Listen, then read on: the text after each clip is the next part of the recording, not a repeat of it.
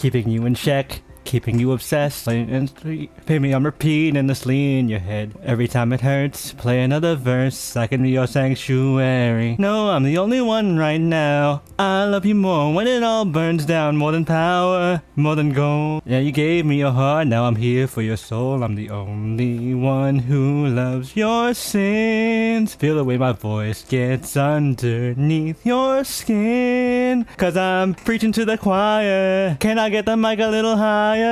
Feed me your desire. I can be the star you rely on. You're lost in the games and you can't look away. Don't you know I'm here to save you? No more, now I'm running wild. I'm all you need, I could be your idol. How you doing tonight, folks? We have a full band together tonight. That was just the opening number. We have quite the show for you. We are covering the movie that has taken the world by storm. The animated musical is back in full force, and we're here to talk about it. I know what you're thinking. Jay, this movie has been out forever. Yeah, but it's been blowing up, and we ran out of topics, and we've been talking about this movie so much on the side and in little bits and screen time that, I was like, fuck it, let's do a full episode so we can just yap about it. So that's what we're doing.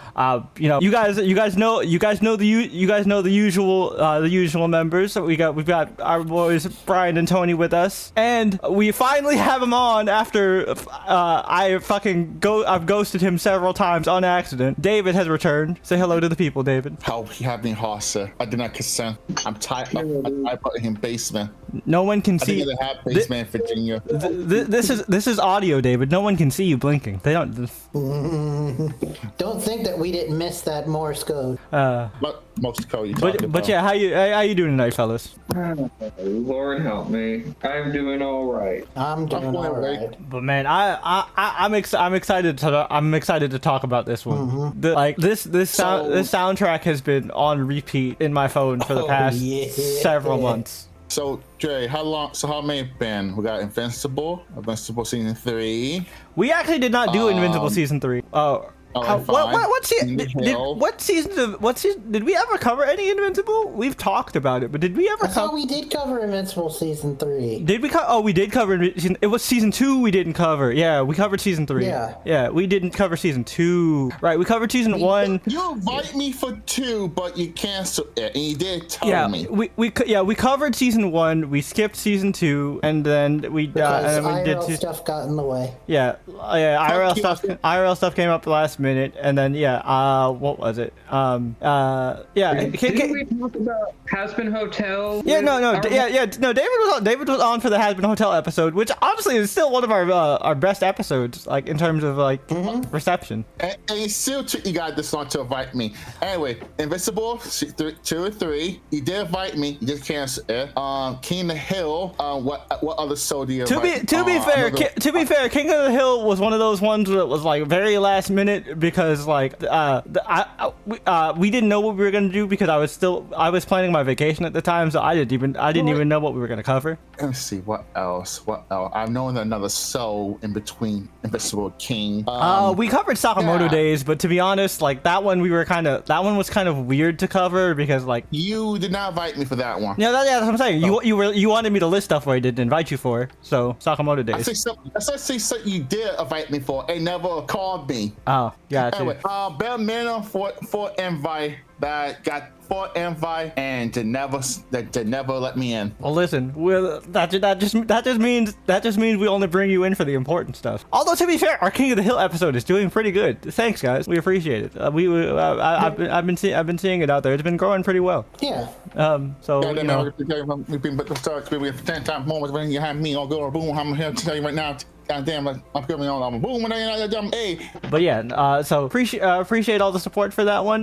We are back in full force. It isn't even on purpose that we're doing technically it's not back to back, because last week was not an animated thing. It is back to back, because technically it was a fucking no wait, I'm confused, because we were recording these out of order. What was the you guys see these later, so what was the episode before this was King of the Hill, wasn't it? Oh, it was Revival. Revival. Yeah. So it's Revival. yeah. So it's It's an animated sandwich. it is an animated sandwich. Yeah, so King of the Hill was so 2 episodes ago was King of the Hill. The current episode, because I'm looking at it right now as of editing, is Revival. So it is animation, live action, animation. Yeah, Brian is right. It was an animation sandwich. And the funny thing is, like, we didn't even play this on purpose, but we went from quote unquote zombies to demons. What was zombie you did? Revival. I say quote unquote zombies because, like, they're not really zombies. It's a whole thing. We talked about it in the episode. Go watch the episode if you want to hear more, like, a more detailed explanation about it. It's a good show. You should go check it out. It's a fantastic show. Not just a good show. It's a fantastic show. It does a great job of adapting the comic. Like, so much so that I think it actually does a better job at explaining the comic than the comic does, because the comic has a lot of extra fluff and way too many side plots going on. But again, I go into way more detail about it in the episode, so go watch that. I'm not gonna give you guys a fucking free preview. Go watch the whole thing. We need the retention. But yeah, so James. I work hard, damn it. I work hard on these. we all do. And also, if you did see that podcast, because we told you to from this episode, pay a comment on it. We need the engagement. We definitely need the engagement. I'm not in this shit. We definitely need the engagement. We appreciate any engagement you guys get. Don't get us wrong. We're not ungrateful or anything. We appreciate anybody that just stops by to watch, but comments would be nice. Yeah. Oh yeah, sweet guys. But yeah, as per usual, before we get into the main discussion, we always have to start off our episodes as we usually do by first jumping right into the news with Brian. Take it away, Brian. Okay, so we are going to yet again do another shotgun of smaller stories, because that's the kind of week that we had. Okay, cool. So first of all, Alan Richardson, I believe that's his name, the guy that plays Reacher. Oh yeah, he's been in multiple other stuff. He's somebody that people have been really campaigning for the DC universe. Yeah, well, he confirmed that he has been talking with James Gunn. Nice. And he said that he's probably not going to be playing Batman. Yeah, I was just say the one that people have been saying a lot was Batman. That they want him for Batman. But he did say that they are discussing a role for him in the universe. I think he could be a cool Deathstroke. I think so too. But also, people forget the man's funny as shit. Oh, he is funny. I could also see him being the new Shazam. Oh, that could be good. That could be good. You know one that I want, that I forget which comedian is actively campaigning for it. I hope James Gunn brings in Plastic Man. Oh, it's Ben Schwartz. Yeah, the Sonic guy. Name? Sonic guy. Yes, Sonic guy. He really wants to play Plastic Man, and I hope he gets it. Every time I hear you say Sonic guy, I'm thinking of some random dude that works at Sonic. You know what's wild? Me and Corey were talking about this the other day. Just random tangent. I know we're not even into the main discussion. We're on a random tangent. But real quick, we were talking about this the other day. It's so weird that when the Sonic movie came out, there was no Sonic promotional meal or anything. No chili dogs. No, yeah, that shit writes itself. Missed opportunity in fucking I'm marketing. saying, right? And no synergy. Instead of that, we now get the pickle company. Right? That's so weird. They're doing pickle flavored stuff, but they didn't do a Sonic flavored, a Sonic theme. Wendy's did a Wednesday meal, and their Wednesday meal is actually pretty fire. I had the Frosty. The Frosties, yeah, the Frosty was great. But the new sauce they have for the nuggets for Wednesday, that shit was really good. It's it's spicy, but it's not too hot. Oh, but yeah, we can't let's not get distracted by food. Otherwise, we're gonna get lost. I can see 20 years from now, they're gonna be an anime series. They're gonna look back in the past for one episode, and the guy was upset. The one Wendy gift saw they did for Wednesday, and they never release it again. Oh man, they're gonna do that could be a whole thing. I mean, I actually like hot take. I think the Wednesday sauce is better than the Szechuan sauce. Yeah, do you have it? Yeah, the Szechuan. I had it. There wasn't a super big outcry or meme thing at the McDonald's in my area, so it wasn't that hard to get a hold of. But anyway, because this was supposed to be shotgun. Yeah, my bad. So jumping from WB to Disney, Star Wars Starfighter. We recently got announced 2 more cast members. Okay. Oddly enough, Amy Adams and Aaron Pierce. That's so funny. Which, for those that don't know Aaron Pierce, he's a newer upcoming actor, and he will be making his DC debut as Jon Stewart. Yeah. If you No, not his DC debut, because Wait, he was previously in the criminally underrated Krypton. Oh yeah. He played Zod's dad. Yeah, he played Zod's dad. You're right. It's technically not it's his DCU debut, but not DC Universe overall debut. Yeah. I completely forgot about that. And if you guys are also curious, if you still don't recognize the name, he was in the Netflix military movie. Is it Rebel Ridge? Was it Rebel Ridge? I believe that's the name of it. It's something Ridge. Which, come to find out, I found out from James Gunn that a lot of people thought that was his audition for John because the character is a lot like John. Yeah, he's very much Jon Stewart-like character. Yeah. No. Can you really do that? He's been on James' radar for a while. Apparently, cool. he was one of the finalists for Adam in Guardian. Huh. He would have played Warlock? Interesting. Yeah, That's cool. But then for something completely different, I kind of teased it to you guys in the preamble, but after the criminally underrated, canceled before its time, How I Met Your Father, Rest in peace. Hilary Duff is re-teaming with Hulu Yay. to do a new TV show called Pretty Ugly. Listen, I will watch anything with her fine ass in it. My goodness. Yeah. Here's the thing though, she's not exactly playing a good character. That's fine. I just want she's emphasis on fine ass. She's playing the lead. This is based on a 2015 book of the same name, and she is playing a pageant mom. Well, pageant moms are never good people. So. Yeah, but now you're pageant mom. to her. A pageant mom of a 10-year-old who has been in the game since she was an infant and is tired of the life, but mom keeps pushing her. Also, yes. Listen, I don't care if Hilary Duff is playing a bitch. I'd still hit. Also, mom is currently pregnant with daughter number 2 and already has plans for her and her pageant career. Oh, good lord. It's one of those. Okay. Yep. No. Yeah. So we'll have to wait and see. But last but certainly not least, tying into our topic of today, there was a lot of rumors and speculation, but to celebrate the the number one Netflix movie ever, it becoming the number one Netflix movie ever, K-Pop Demon Hunters is officially getting a sequel. Yes. Nice sound. Yeah. Damn it. Yeah. I'm so excited. Don't fuck this up, Sony. And we will be talking about what that possibly could be later on in the episode, so stay tuned. Oh, yeah. You know what? I think for K-pop 3 to take like 9 years. Oh, my God. Please, no. Listen. Yeah, don't put the Spider-Verse curse on K-Pop Demon Hunters. No. No, like that's literally what's happening. That's literally what's happening in the Spider-Verse right now.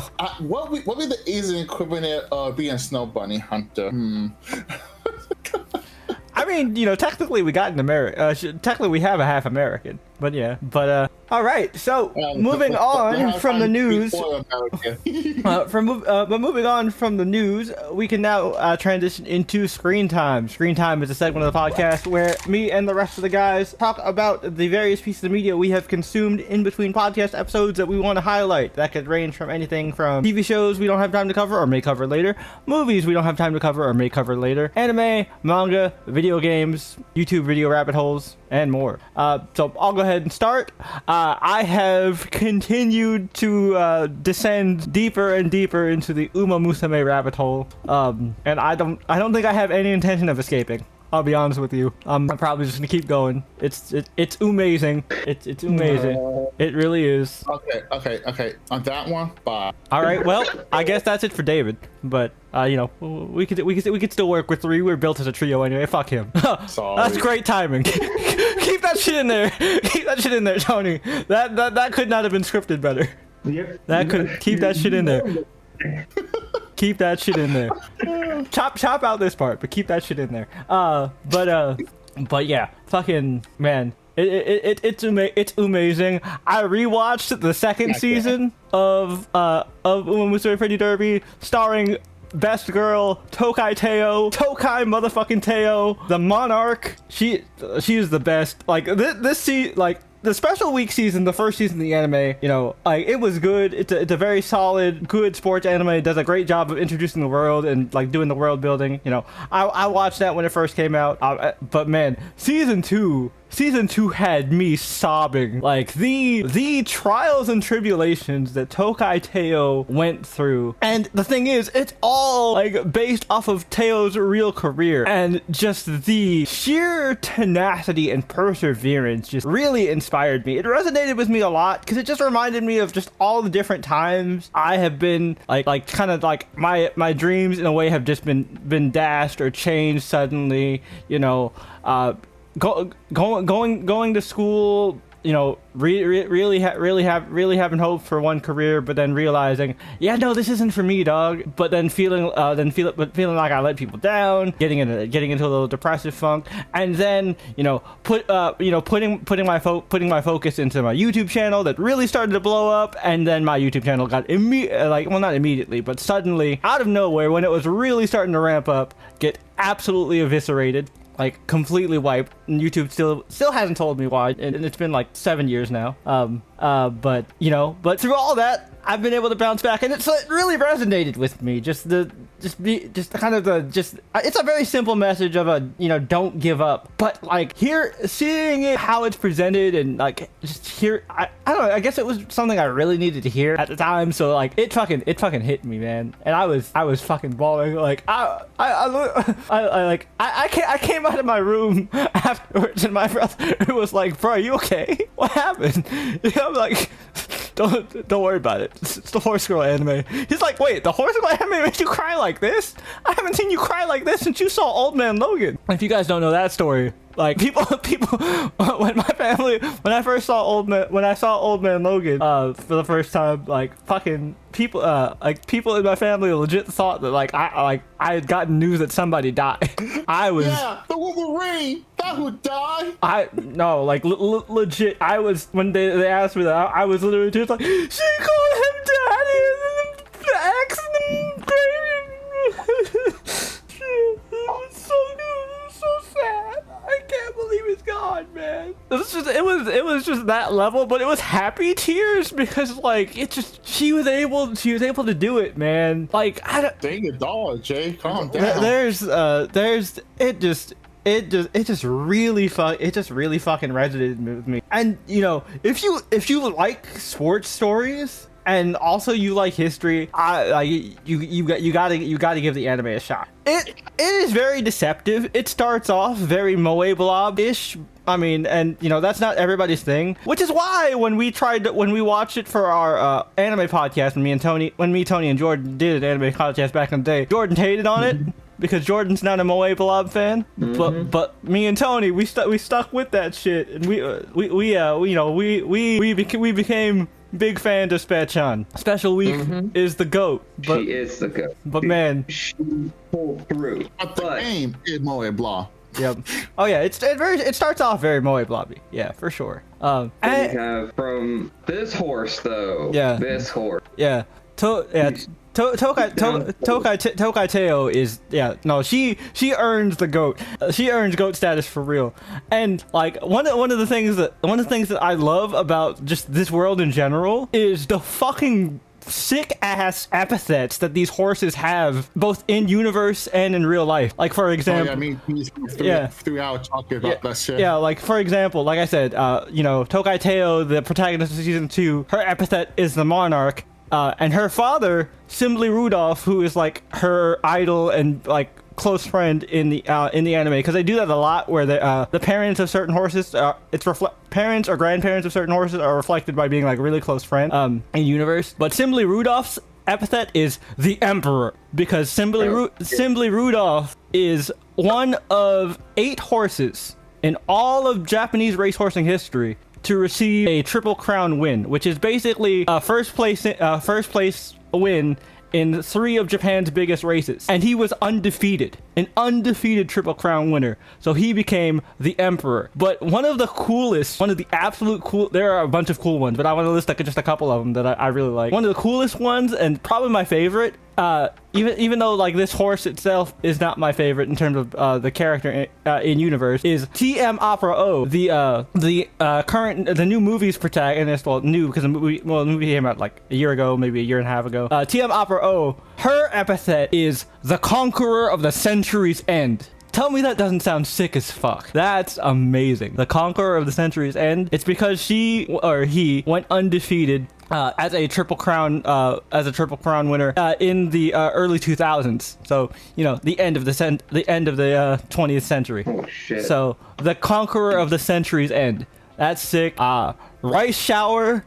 Rice Shower is known as the Black Assassin. I knew it more than just Hitman. Yeah, Hitman was another. She has two, but yeah, Black Assassin or the Hitman. The black, and then there's Oguri Cap, one of my personal favorites, and the star of the Cinderella Grey Uma Musume anime, who is known as the Beast of the North, or the Beast of Sokanso, or just the Beast. Oguri Cap is amazing. Tony was actually there for one of my Oguri Cap runs. Yep. It's just we love Cap out here. But yeah, man, I've just been getting deeper into that like Umusume rabbit hole. I've been keeping up with Don to Don.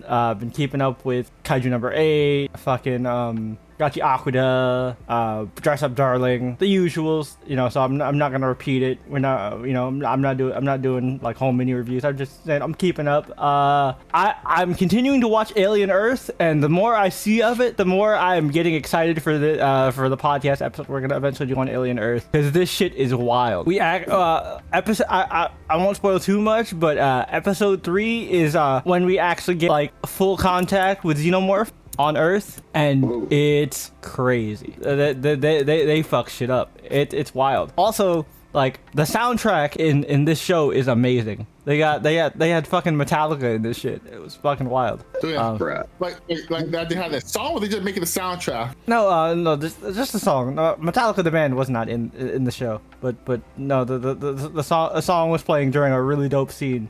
It felt like it felt like one of those James Gunn needle drop scenes. And like if you've seen anything James Gunn does, especially within recent years, you know what I'm talking about. Where like it's a specific scene scored to a song, and it fucking works perfectly. Like the Mr. Terrific scene in Superman, or one of the many scenes in The Suicide Squad. Which brings me to the final thing I want to talk about. I saw the first episode of Peacemaker Season 2, and I love it. Season 2 continues to be awesome. I loved seeing the Justice Gang incorporated into there. So, Brian talked about it last week, but that's why Superman had to get released on digital so early in terms of its, runtime in theaters and stuff. But so I think it's like fresh in the minds of individuals when they see, hey, it's these guys. Yep. They're here. Yeah. And it makes a lot of sense, because like the two members of the Justice League that we got to see in Peacemaker Season 1 were Aquaman, who everybody loves because Jason Momoa is awesome, and the one member of the Justice League that nobody wants to see anymore because their actor is a monster. Mm-hmm. And he was also quite garbo. Yeah. Wait, they haven't replaced him? Well, they haven't introduced the Flash at all. So, like, the Flash isn't in the Justice Gang. Yeah, you saw Superman. It's only Hawk Girl, Mr. Terrific, Green Lantern. Right, so I had brain fog still. My bad. And Gunn has said that we're not going to see the Flash or Aquaman for a long time. Which I'm perfectly fine with. It seems like he's going more into a JLI direction than the JLA. Yeah. So I'm cool. Which also, when they do introduce Flash, I'm cool if they do something similar to like current comics, where Barry is already been the Flash and depowered and retired. Cause I'm gonna be like a mentor because the thing is, right, like, and I've complained about this for years, or at least for the past decade. They keep trying to give Barry Wally's sauce, and Barry's not that interesting of a character. Barry has the same problem Jason Todd used to have. Like, Barry was really good as an example of what a hero should be, more so than like an actual demonstration in action. Wally has fully embodied and embraced the Flash role, so much so that all the important stuff that you know from the Flash comes from Wally, not Barry. But, you know, the Flash TV show gave it all to Barry because, you know, Barry was who they were pushing in the comics at the time. But yeah, so I want Wally to, I want Wally to be the Flash if they're gonna do the Flash, and they should hopefully introduce him in like some kind of Titans related project first. I would like to see that personally as a fan of Wally. But yeah, that's pretty much it for me. We'll go ahead and pass it to David, and we'll go to Brian, and we'll end off with Tony. So David, is there anything you want to highlight that you've been checking out that you want to tell the people about? So I know this movie old. So let's say wait. So start with older or newer? That's up to you. Give me the choice. Oh yeah, see that way. I mean, what's the point of having a guess if you tell the guest what to do? I give you a choice, diet with caffeine. But anyway, all right, okay. Sit with the DC shit. I just saw Superman last week on my birthday. Honestly, I had no information coming into this movie. I didn't know what coming out. So yeah, I did not follow the release schedule. I did not follow any of the release information about this. So like I came the most blind possible, knowing what he's going, knowing what he's not trying to do. And he said, yeah, Jamie Wright told me when this is like the best Superman the best Superman outside animation. The funniest, because we were letting you talk. Go ahead. I was just waiting for you to stop talking so I could interject. I didn't want to talk over you. That'd be rude. Oh, now you're doing that. Oh, okay. You don't want me to be professional. I will stop being professional. Okay, fuck you. What I was gonna say was the funniest shit was David's reaction to Jimmy, because David apparently was not familiar with Jimmy Olsen's game. Yes. Are you real? Like, okay. Thank you for mentioning that, Jay. Yeah, I did not know Jamie had ultra red sync. Oh yeah, this man, like David, this man can just pull any woman in the DC universe. That's not named Lois Lane. Yeah, that's not Lois Lane. That's not like any canonical love interest to a DC hero. But here's the real question though, Jay. Mm-hmm. He'd be powerful enough to rizz up any Marvel lady. Oh, 100%. 100%. I think She-Hulk and Jimmy would totally get it on. I 100% agree. Like, oh, She-Hulk. Oh, yeah, boyfriend. Oh, I can't wait to meet him. Hey. No, She-Hulk and Jimmy would totally get it on. She loves funny people. It's like, Jimmy, why are you limping? Jennifer was in town. It's worth it. Oh, that was name. Thank you. Jen was in town. From like a space, like a multiversal tear, and she and I just kind of met up, and it's okay. She only dislocated my pelvis. It's not broken. Yeah. Now we're having a weekly interdimensional Zoom call. It's okay. It's okay. And this floor, it's okay. Clark has a healing coma pod I can borrow. I'll be fine. It's like that one ending scene of that Amazon episode of Futurama. Or the sex scene in My Super Ex-Girlfriend. Oh God! I remember on stream we end the stream on that sex scene.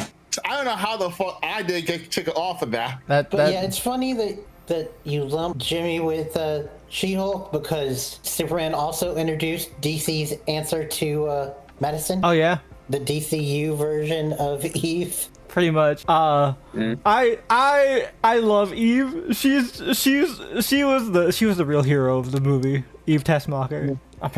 With her apparently fucked up toes. It's just like that's like 2% of a body part. Listen, if you have a foot fetish, that really matters, and apparently it really matters to Jimmy. Did Jimmy have a foot fetish? He does. He does. That's why he was so upset. That's why he has her saved as corned beef toes. No, it's monster toes. Monster toes. Yeah. So that canon. Another thing I didn't know about Jimmy. Also, the thing that we need to But yeah, no, Jimmy's the goat. I'm so glad. I'm so glad they did Jimmy right. I don't even care that he's not a ginger. Like that still embodied the character. Yeah, like the first office scene was the offer. Okay, then I didn't think of the other, and then like I know a guy. Let loose the side chick. What? Yeah, it's like she like down bad. Like Jimmy, you dig a crap pipe or something? What the fuck? Yeah. Oh man. I didn't know. I mean, Apparently Superman is stuck in a pocket dimension. I don't know what that means. the common stuff you just read. No, he's quoting the movie. Oh, Yeah. oh. Yeah, and it's just like, Jimmy, your hot girlfriend is a genius. Wait, hot? Have you seen her feet? Girlfriend. Girlfriend. Yeah. Okay, and you tell me about Lex. Yeah, he would toast a dog this morning. What the fuck? Yeah. He was torturing a dog. It was after hearing that news. he was torturing a dog. It was so sad. It's like, what the fuck? That was no. So anything else besides Superman? Okay. So I saw the movie on sale. We're planning to watch it. Perfect timing. I saw the menu after like what 3 years since it came out. Oh, Brian talked about it. He really liked it. Oh Yeah. yeah. Yeah, you honestly got the trailer did not sell the movie. I thought it was just a food documentary. It was some like random cooking movie. Wait, what? I didn't know it was gonna be honest. You didn't know it was a horror movie? No. I know after the movie came out. When I first saw the trailer in theater, it didn't give me no horror movie vibe. No, Yeah, it kind of. yeah, it definitely down. I mean, it's very subtle. Like, it's definitely not overt about it. But like, I don't know. I got horror vibes from when I first saw the trailer. Yeah, so like, so when the movie came out, we talking about best horror movie of the year, and then saw like a kill count a month after that. I'm like, oh shit, let's watch the menu. And I didn't say it wasn't easy, but wasn't scary. It was more, but it was hella funny for no reason. That's how Brian put it. It's not necessarily scary. It's more unsettling, which I feel like is more of a feat than being scary, to be honest. Yeah. Which it's Lord Voldemort yet again. Yep. Yeah, And I mean, to be fair, like me and Tony talked about weapons last week, and weapons I feel like was also much more unsettling than it was scary. And it also had some really funny parts in it. Yeah, I'm like, Especially that ending. Oh yeah. Only joke I did not expect to hear out this movie, and then when the first death happened, I was like, oh, I'm in danger. Oh yeah, because at one point he serves them tortillas, and the tortillas have burnt on them. They're like hidden secrets. Oh I damn. have the meal after the tortilla, but Yeah. yeah. Wait. So you say Brian say wait. Now you two saw the menu. No, we haven't seen the menu. Let me get did game. I would say I've seen the kill count video. I haven't seen the movie. Yeah. I bought it online, so we can make a Discord night of it. It's a good movie. It's part of the reason why I was sold when they said Nicholas Hoult was going to be Lex. Nice. Oh wait, that was the boyfriend in the movie. Yep. And that was Lex Luthor. Oh, I didn't recognize. I should have recognized it. They have very noticeable lips. Yeah, that's fair. I mean, like that guy lips sent out without his hair, so I still had to recognize. Season 2, I will recall now the Seventh Prince. God, I haven't seen season 2. How is it? Really, really good. Like really different from season 1. Interesting. Like season 1 was just like the power fantasy isekai just done right. Now it's just like, oh, we're actually having a arc this season. A whole season arc, surprisingly. Ain't just random fast quest with this kid. Yeah. Trust stuff. We don't little kids. I mean, there's a little boy, but he ain't a victim. He the abuser in this, so. Yeah, so not honestly had a lot more, but I still just wrote down a note. So going to Tony. Okay. Well, actually, it's Brian. It was Brian. It was Brian, then Tony. Tony was gonna be last. Fine. Give him the potato. Give him the potato, Tony. Here, Brian. Hot potato. All right. So, first of all, continued the trend lately of dirty laundry. The episode where people try to guess each other's secrets on Dropout. This one was the theme, I guess, was like underrated comedians that haven't been on Dropout before. And they had some interesting ones, like who cooked pasta with a famous wrestler? Oh, that's cool. Who stole fire extinguishers from a hotel? Which wrestler was it? Out of curiosity. I believe it was Hogan. Oh shit. Because you're probably never gonna watch it. She worked in the kitchen at his restaurant. Oh, the one where the controversy happened, where he called an employee the N-word. Yep. Thankfully, they kind of skirted that Well, story. obviously, yeah. I mean, you're not gonna mention that. That's gonna bring the mood down. But And like, focused on when another wrestler came in and they decided to do a like pasta eat off. nice. But anyway, the second one was who stole fire extinguishers from a hotel. Okay. How do you even get away with But what's they use the fire extinguishers for? Like, that? It's a long story, but basically used it to like smoke bomb a car.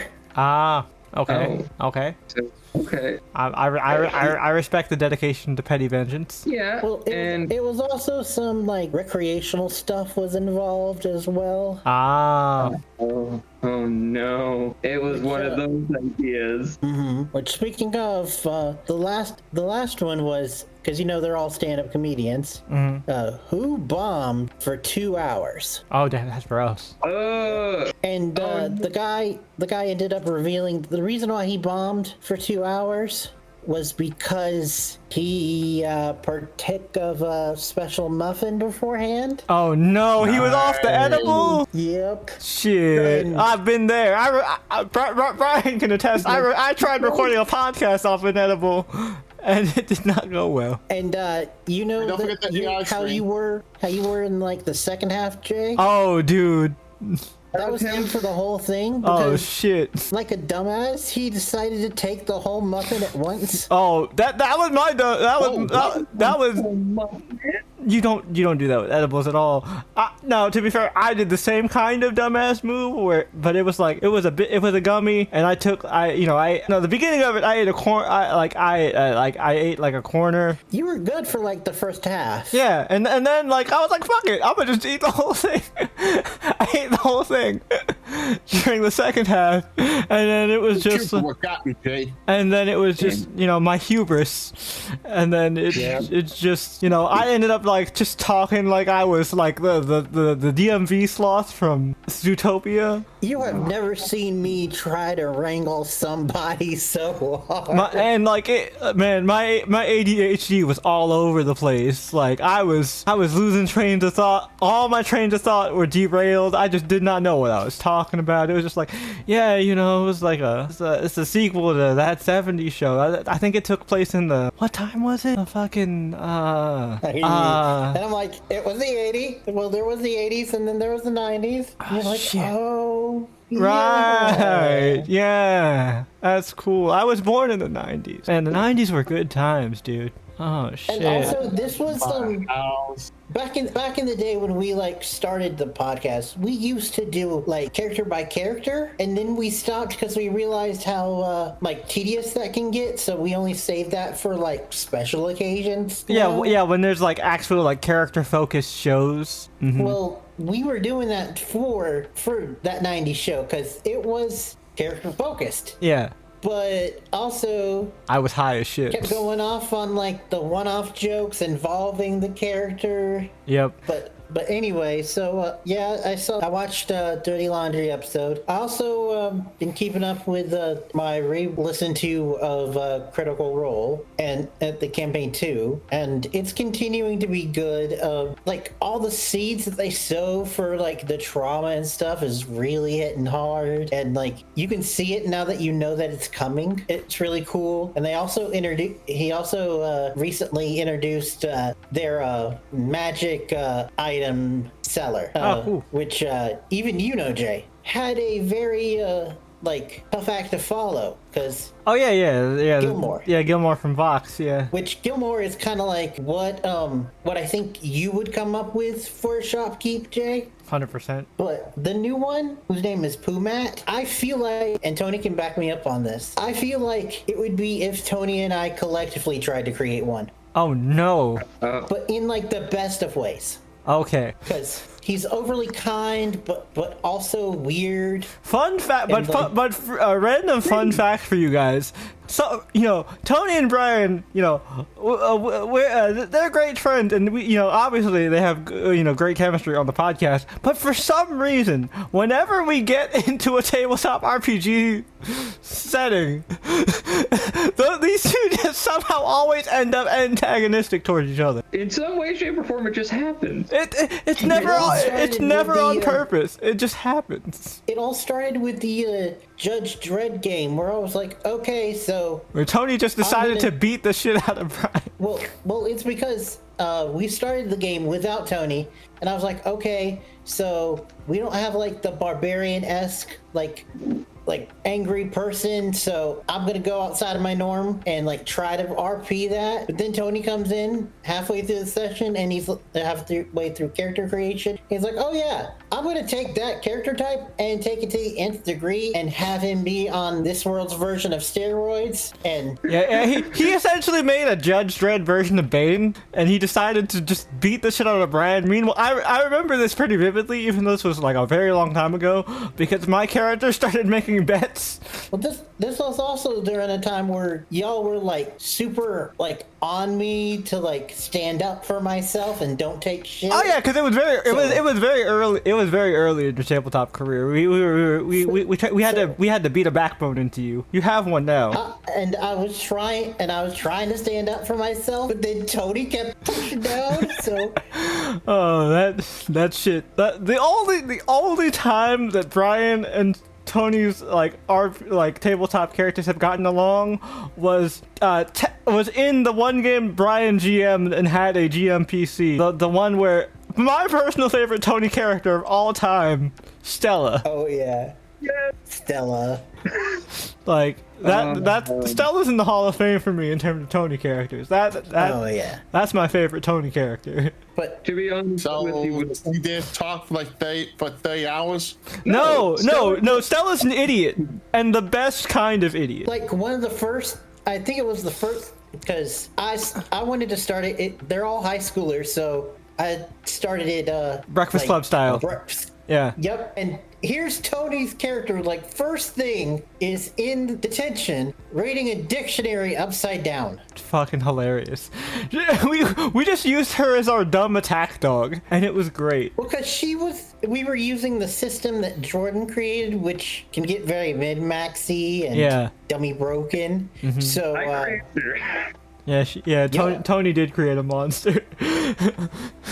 and to be fair with Brian, me and Jordan were not making it easy on him because us being more experienced and like more, not necessarily rules lawyery, but very good with wording and very particular about wording. We're like, well, technically with how you put it, we outplayed Brian a lot with how we built our. But Brian did a good job of adapting. That was still probably one of your best ran shorter campaigns. Because the whole entire thing about like the sea creature that came and attacked you guys, that was all not planned at all. That was on the seat of my pants. Yeah, which honestly was the point of that little training exercise for you, because like one of your big problems early on was not knowing how to do on the fly decision making. the glow dart thing. Oh, I'm still never gonna let that go. Dart gun. I still like, if this was another system, I don't think I would have gotten as much shit. But because I still gave y'all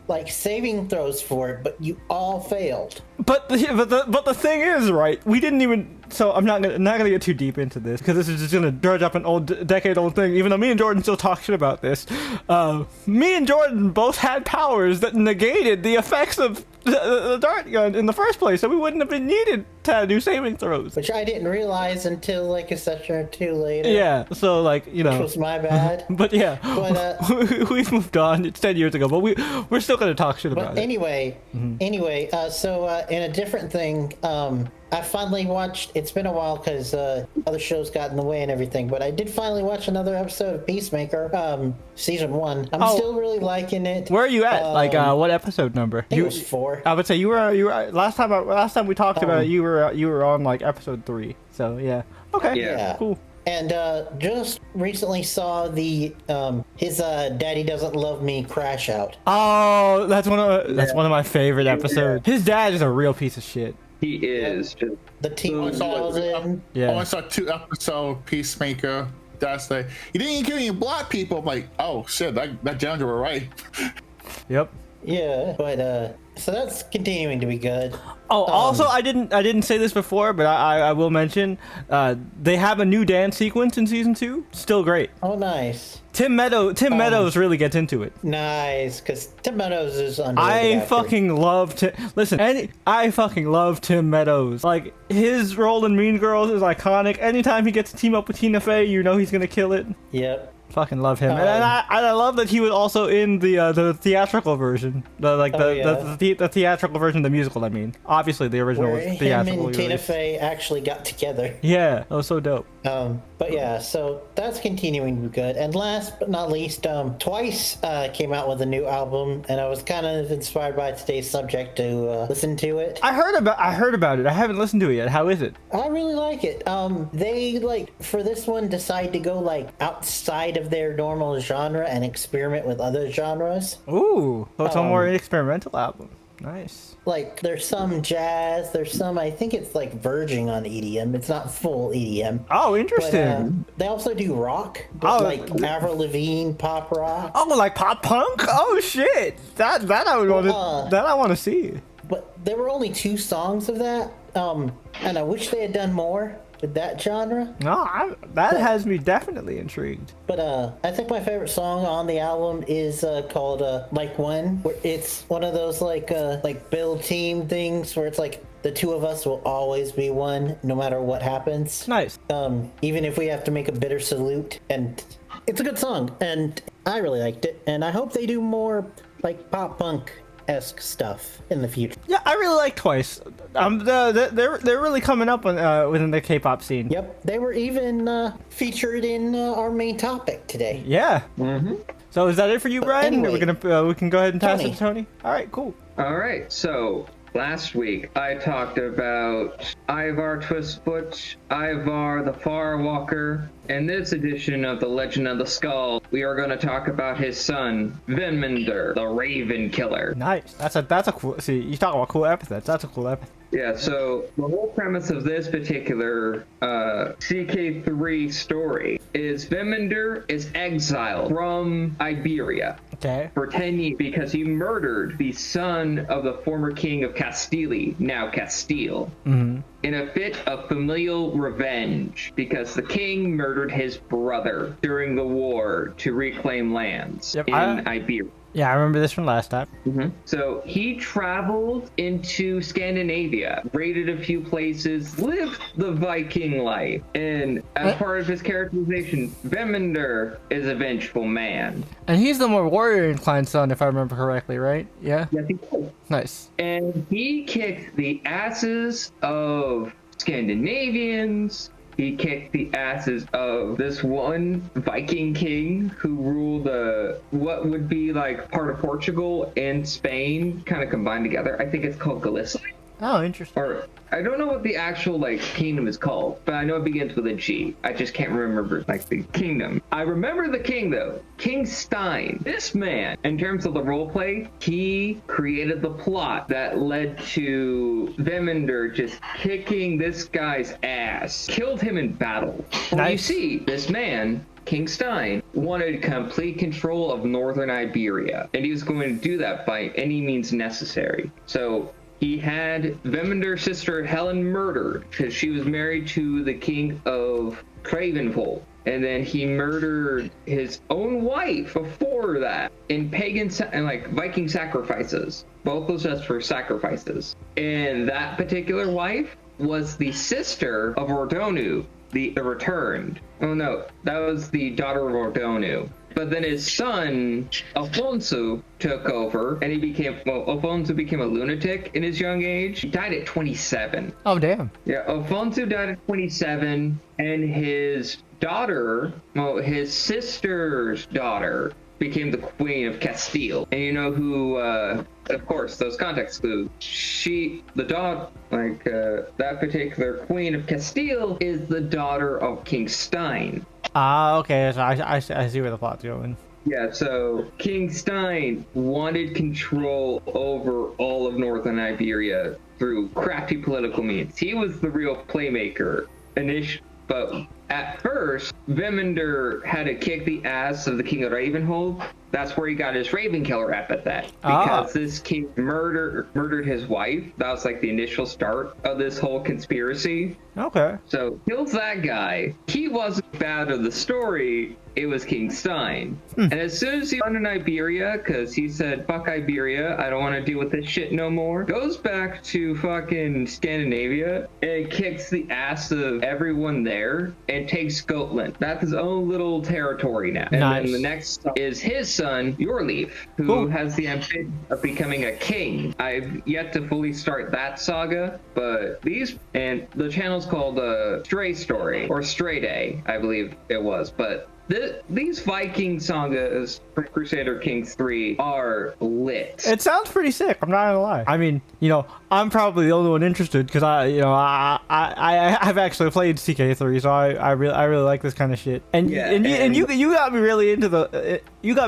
those fucking those CK RP channels with like just watching all the AGOT mod ones like with the Lord Commander and shit like that. So and I haven't even shown you the ones that are like mainly like vanilla CK3 like Koi Fish. That man's hilarious. Well, and one other thing that I just want to talk about, because it's part of what we're going to be covering in the future. I watched the first season of Wednesday. Oh. Yes, in 2 days. So I mean, obviously you're gonna go in full detail on the episode, but if you want to tell the folks at home just a little preview, what do you think overall? Like, in short, I enjoyed it overall. Like, I kind of clocked the mystery after a while when pieces started really coming together. But at first I was like, oh dear Lord, why do you have to act like this? Like, at first, like, introduced to the character Because Enid. Speaky, all around creepy. Like, I think he's more talking about the guy. no, I was talking about Enid. Oh, Like, why really? You don't like Enid?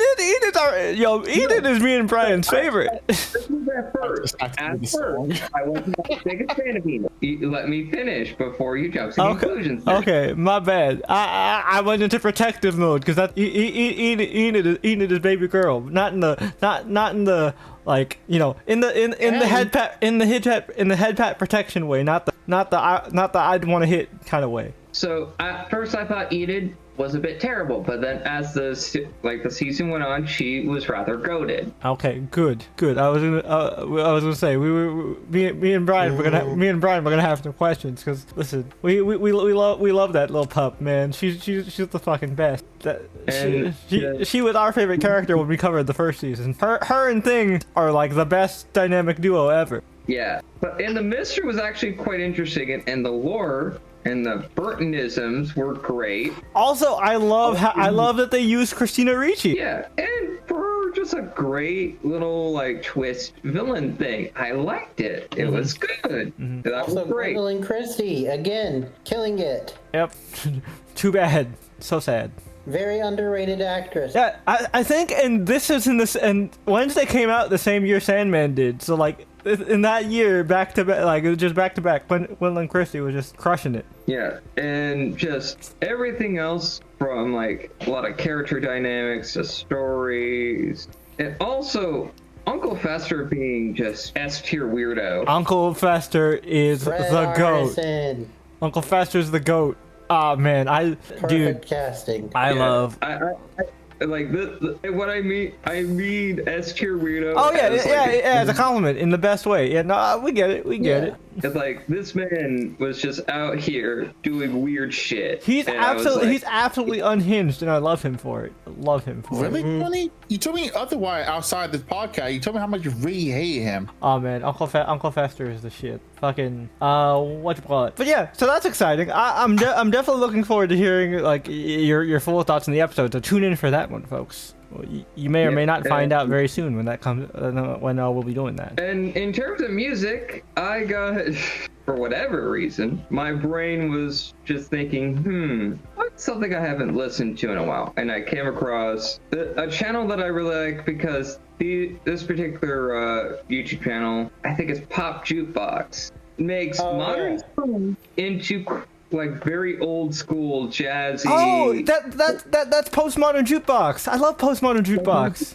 Yeah, Postmodern Jukebox. Yep. Yeah. And They Oh my God. they were one of my favorite channels back in the day. I still listen to their thrift shop cover. That's still one of my favorites. Jesus All of their Christ, collabs with pedals are great. 2011. That's what I'm saying. and they incorporate former like singing competition individuals because Blake Lewis sang the thong song. Oh, yep, I've seen that one. They've had Pentatonics on a couple times too, which is always pretty solid. I love Pentatonics. Speaking of they YouTube had legends, Puddles, the clown. fucking. But he's more the like opera sad clown. Yeah, which is still scary, but it's a tolerable level of scary. It's not like and- full circus clown. Full circus clown, I just can't. Opera clown, I can deal. One of the best Wow, ones- racism, Jay. I'm never gonna drop the clown racism. I'm gonna be free run with it. What do you mean? Death to all demons. Death to all clowns. But unlike the clown, unlike the demon, the clown didn't do anything. Do you not remember the clown murders of like fucking what was it, a handful of years ago? I don't remember. Was that like 2019, 2018?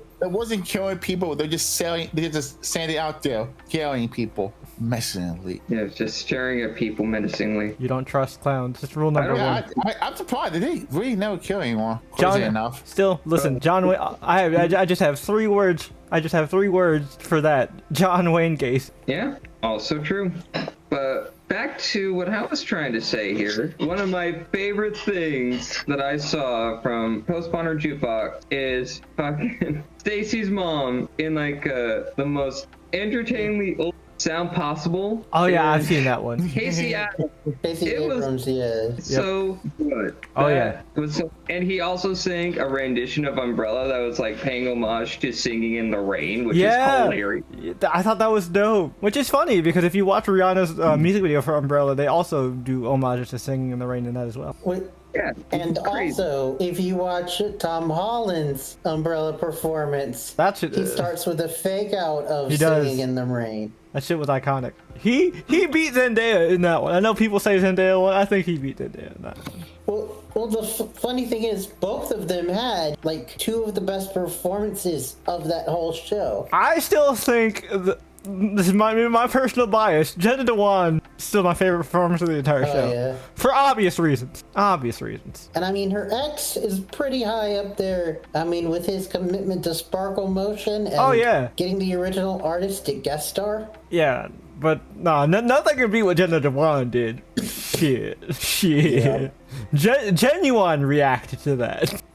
Like, But yeah, that's pretty much it for me here. all right, cool. So now we can go ahead and transition into the final segment before our main topic, which is, of course, Trailer Talk. Trailer Talk is a segment of the podcast where our boy Ryan has gathered together 6 brand new trailers that we will be quickly reacting to. So this is the part of the podcast where you pause the video, go down to the description below and check out that playlist, watch those trailers for yourself, and by the time you unpause that video, we will have seen those trailers and we will give you guys our rapid fire reactions to said trailer. There is an extra one. We did Brian did inform me that we do have a little bonus content in here, so there are 7 this time instead of the usual 6, but you'll understand in a second. But until we return through the magic of editing, please enjoy this word from our non-existent sponsor. And we're back. Okay, so I'm not gonna lie, that was a great batch of trailers. I'm smiling specifically because of the last one. We'll get to it when we get to it because I'm probably the only one that has anything to say about it.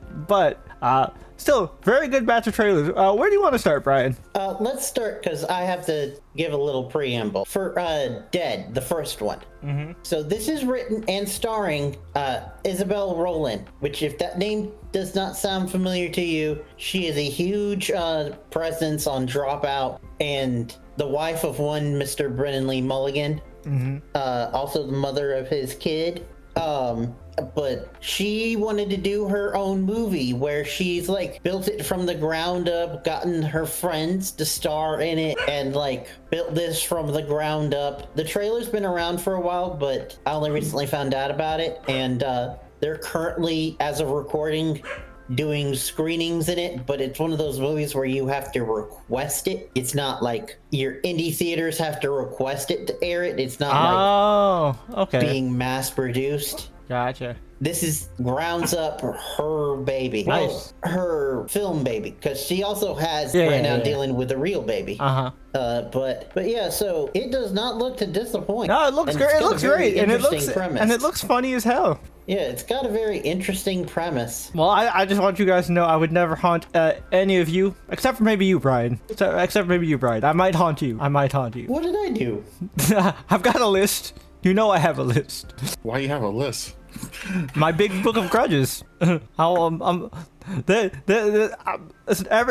I have a list for everybody, but Brian's is slightly more significant. Tony has his own list too, but like Tony, I might do like a one-time haunt. I might do like a one-time haunt just to fuck with him if I die before he does. But Brian, I'm at least make it a yearly occurrence. Damn. But anyway, so could you imagine your whole family's being haunted by your dead dad, except for you? Yeah, that's a lot to unpack. That is a lot to unpack. Yeah. Especially with the fact that your dad's a piece of shit from what we saw in the trailer. Yeah. Like- But speaking about things that are a lot, all of you. Yeah, that movie, it looks good, but like they're not gonna fool me. They're not gonna fool me because we fell for that. We got debated like this once before with One Day. Mm-hmm. Fool me once, shame on you. Fool me twice, shame on me. Fool me 3 times, just fuck the peace sign. Oh, the chopper, let it rain. Thank you, J. Cole. There was never a third time added to that sentence. Oh, there was a third time, but I'm not gonna say it because we're recording. Okay. But sure. yeah, it stars Brett Goldstein and Imogen Poots. Yeah. No, it looks good, but there's some kind of secret sad hidden in there somewhere. Oh yeah. I mean, Also, by the way, apparently in the film, but not in the trailer, Jenna Coleman. Huh. I'm glad. She's I'm always glad great. she's consistently getting work. You know, like Yep. I might not have liked Clara at the end of her run, but like I like Jenna Coleman overall, and I think she was amazing as Joanna Constantine. Indeed. But this movie looks to be good, but also possibly secretly sad. So I'm gonna watch it, but like brace myself first. Yeah. It's like that Oxford Year movie that we reacted to that I wasn't gonna watch, but then we put it on. My cousin put it on while we were on vacation, and I like within like 5 minutes I was texting the group chat, and I'm like, I'm pretty sure I know what's going on here. And like I even was talking it out with my cousin as we were watching it, and I'm like, you don't tell me if I'm right, but I think this is gonna happen. And she's like, okay. And by the end it was like, how'd you figure it out so fast? It's because I've seen so many of these. I have a spider sense. Ooh. I have a spider sense for this now. It's being directed by the dude who created the Star Trek parody on Black Mirror. Oh shit! That was a really good episode. He also did if you ever saw it, that like limited series on, I think it was Apple, called Soulmates, where each episode was about a different pairing of soulmates. I've heard about it. I never watched it myself. He also created that one Nice. as well. So yeah, there's probably some secret like hidden stuff behind it because he has that reputation. well, it makes sense because there's one manga and anime that I saw years ago that has a very similar premise where high school kids take an aptitude test for compatibility in order to like get more kids out there. Yeah, for procreation. I know exactly what you're talking about. There's Yeah. no made of those type of story anime. Oh no, like Homeboy is just crushing on this one girl that he knew since childhood. Yeah, I remember you told me about this, and then I ended up reading it. Yes, and he takes that test and he ends up like pairing up with this half a girl who was just soon to be soon. Yep. I remember. I remember this. But speaking about anime, let's jump ahead because that's a really good segue. All right. The fragrant flower blooms with dignity. I've been looking. That's the fucking name. I've been looking forward to this forever. Like I saw the trailer when this came out in Japan, and I was like, "What do you mean it's only in Japan?" But it said Netflix in the trailer. God damn it, Netflix, not again. I thought we were better than this. I thought we worked past this. But yeah, no, like as a sucker for shoujo, and the fact that Netflix has a pretty good track record with shoujo, considering how much Tony and I absolutely loved My Happy Marriage. Brian as well. I'm not gonna leave Brian out of that. Brian really enjoyed the show also. So. Which I mean, man, if scheduling weren't a thing, and it didn't have that weird debacle with like the ending being rescheduled and some shit, we would have totally covered season 2, and it's honestly totally worthy of covering. But we're definitely we like had it on the schedule. We were like everything. Then we were like, wait, where's the finale? What happened to the finale? And then we got, it's being delayed indefinitely. Oh, when's it coming out? And then we forget about it. Oh, it came out. It came out a few weeks later, but by then we had already scheduled something, and it was just like, well, fuck, it's too late. Yep. But yeah, so looking forward to this one. It has a very, very, very cute premise, and the animation is just so gorgeous. Oh yeah. I'm looking forward to it. I'm a sucker for a good romance. Oh, I'm so sorry about this. So. Oh yeah, it's a very cute looking romance. I hear the manga is very good as well. Nice. I remember Lily. What her name? Shy Lily. Am I saying her name right? Lily. Lily Pichu? No, the Pokemon Smash Pass girl. Oh, yeah, Lily from Kinky Mations, yeah. Yeah, no, but Lily is her name. Yeah, Lily's her name, yeah. I remember Lily made a whole video about her. She's like, I love her so much. Her design is so adorable. Oh, her design is great, and man, yeah. I can't wait for this one because shoujo fans, we've been eating good. So I'm excited. Same, but also there are a lot of like femboys in that cast, or very pretty boys at the very least. Like no, they're not femboy. They're called bisonen. They were pretty boys. Jay. Come on, fanboy, a boy that look very feminine. I mean, yes, they're bishi, but like there were a couple. I was like, I could see you in a dress. Why are you RuPaul brain on so much right now? Listen, man. If you Tony, you can back me up on this. If you've seen enough shoujo, one of the tropes is to get the pretty boy to cross dress. Yeah. It's a thing. It's a very common trope. But like, now when you call them fanboy, now when they're just wearing fully male. No, outfit. but like again, spider sense. You watch enough of this, you're like, oh, I know this is gonna be the one that wears the ones that dress. Because he just wants to, not because. Yeah, not because of fragile ego or losing a bet, just because he wants to, and that's cool. Like it's happened in a lot of like going back as far as like some of the old shoujo classics, like fucking Oran and Fruits Basket. Hell, Maid-sama did it too. Oh yeah, Maid-sama did do it. And that character was an asshole. He was a dickhead. But yeah, looking forward to Fragrant Flowers for sure. Same. And speaking about animation. Oh yeah. Knights of Guinevere, full trailer. Yeah. So how do you pronounce? Is it Genevieve? Guinevere? What is it? Because I've heard, when people talk about it, they say it like two different ways. So I don't. How are you supposed to say it? Maybe It is Guinevere. Okay, that's what I thought. Old English and Welsh is just like full of random nonsense. Yeah, Welsh is very confusing. But yeah, no, it looks cool as hell. I'm happy to see the Owl House team like out here on their indie shit. Yeah. Also with the trailer, Glitch announced the Dana Torrance, announced the cast, so you can look that up. Our lead is her name is Eden Regal. Nice. Which sister to Sam Regal. Oh shit. She's made a name for herself in the industry as her own. I think the thing that you guys would know her best from is she was Basha in Owl House. Oh, cool. And she was Fletch in Fire Emblem. I see these two play Fire Emblem. That one I don't know. Yeah. I want to know what to do with ex-Disney animator just making really fuck up shit. Oh, it's because really heavy hand on the adult shit. Like, damn, how suppressed were you in that kingdom? Oh, I mean, clearly a lot. I mean, one of the most famous ex-Disney animators to strike it big was Tim Burton. Well, Tim Burton over a dark guy. I thought like for us millennials, Zoom, I'm like, damn, like has been hella ball. Wow, there's a lot of swearing. But Also, we cannot forget Ralph Bakshi.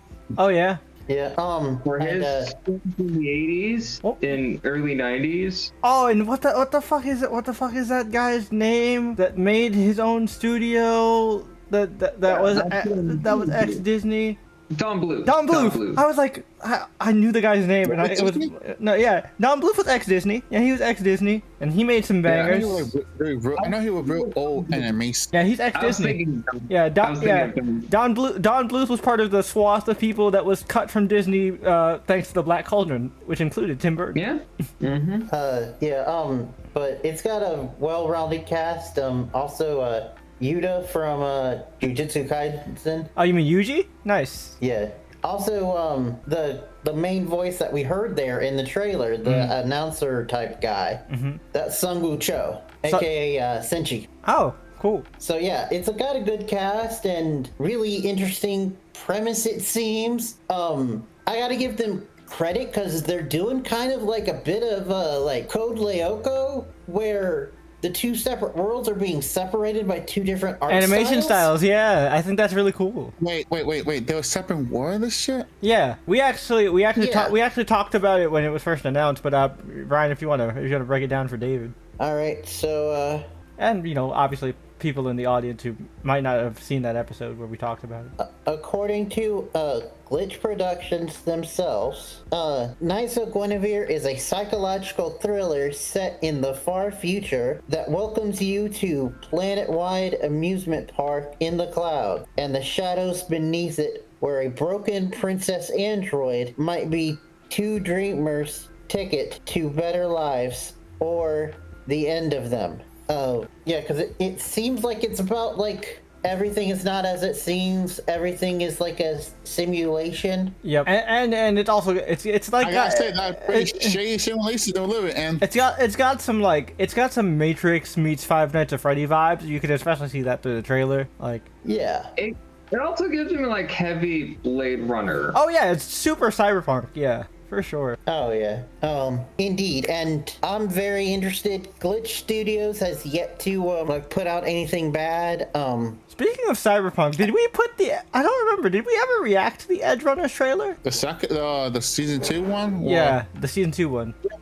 No, We did. because we didn't, but I included it in the news Right. because the trailer was just A first look recapping kind of thing. everybody dying. Yeah, and yeah. Okay, got you. David is dead. But yeah, so that one looks interesting. Jumping back to live action real quick, Shane Black is back with the new movie, Which looks awesome. Starring, Play Dirty, starring Marky Mark and Lakeith Stanfield, and Alita Battle Angel. right? Which, man, I wish that movie was so good. I wish it got a sequel. I think Spielberg said that they're trying to, I hope so. It was great. but That was one of those. Yeah. That was one of those movies that my dad actually liked and didn't just complain about. it's your typical like spy or something gets burned and Yeah, is trying to. it felt very John Wickish, but like with a No, John Wick was style. No, John Wick With that's style. Don't compare that. Say sorry to John Wick. No, there Before was saying no, there was some pretty stylish sequence in there.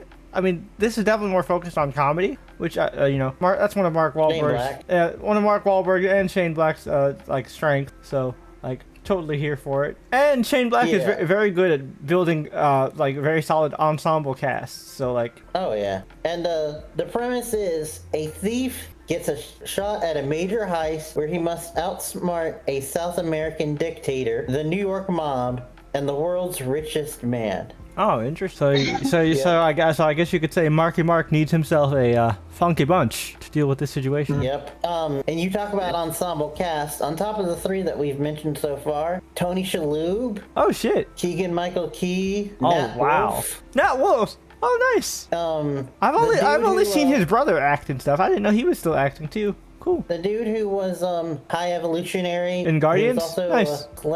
Clemson Mern in Peacemaker.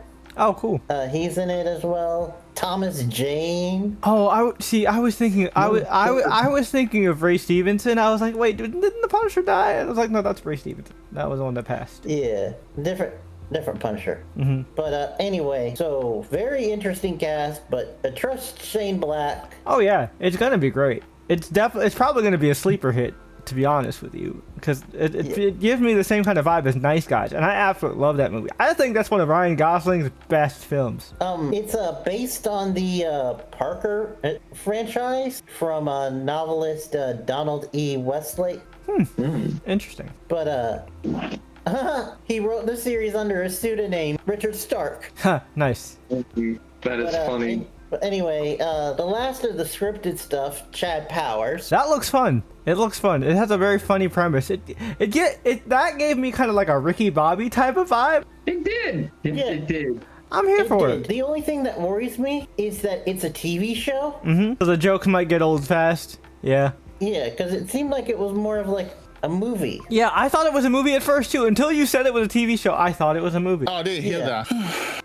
But yeah, so we'll have to wait and see. But Glenn Powell's good. Also, apparently, it's being done by the creator of the Loki TV show. Oh wow. That's odd and hilarious at the same time. Glorious purpose. So we'll have to wait and see. Glad to see Steve Zahn getting more work. Even though he was an a-hole, I did like him in White Lotus. Yeah. Man. But anyway. But yeah. Yep. So the final trailer. This is Jay's time to fanboy. They're making a Degrassi documentary covering the entire history of the franchise. Which, I mean, I'm not gonna lie, like, you know, I'm a big fan of Degrassi, but like I'm the equivalent of like a New Who fan to Degrassi. I only came onto Degrassi during the early 2000s, like during the like Teen Nick era, with, you know, your classic characters like Paige, Marco, Jimmy, Ellie, you know, that entire original cast, where the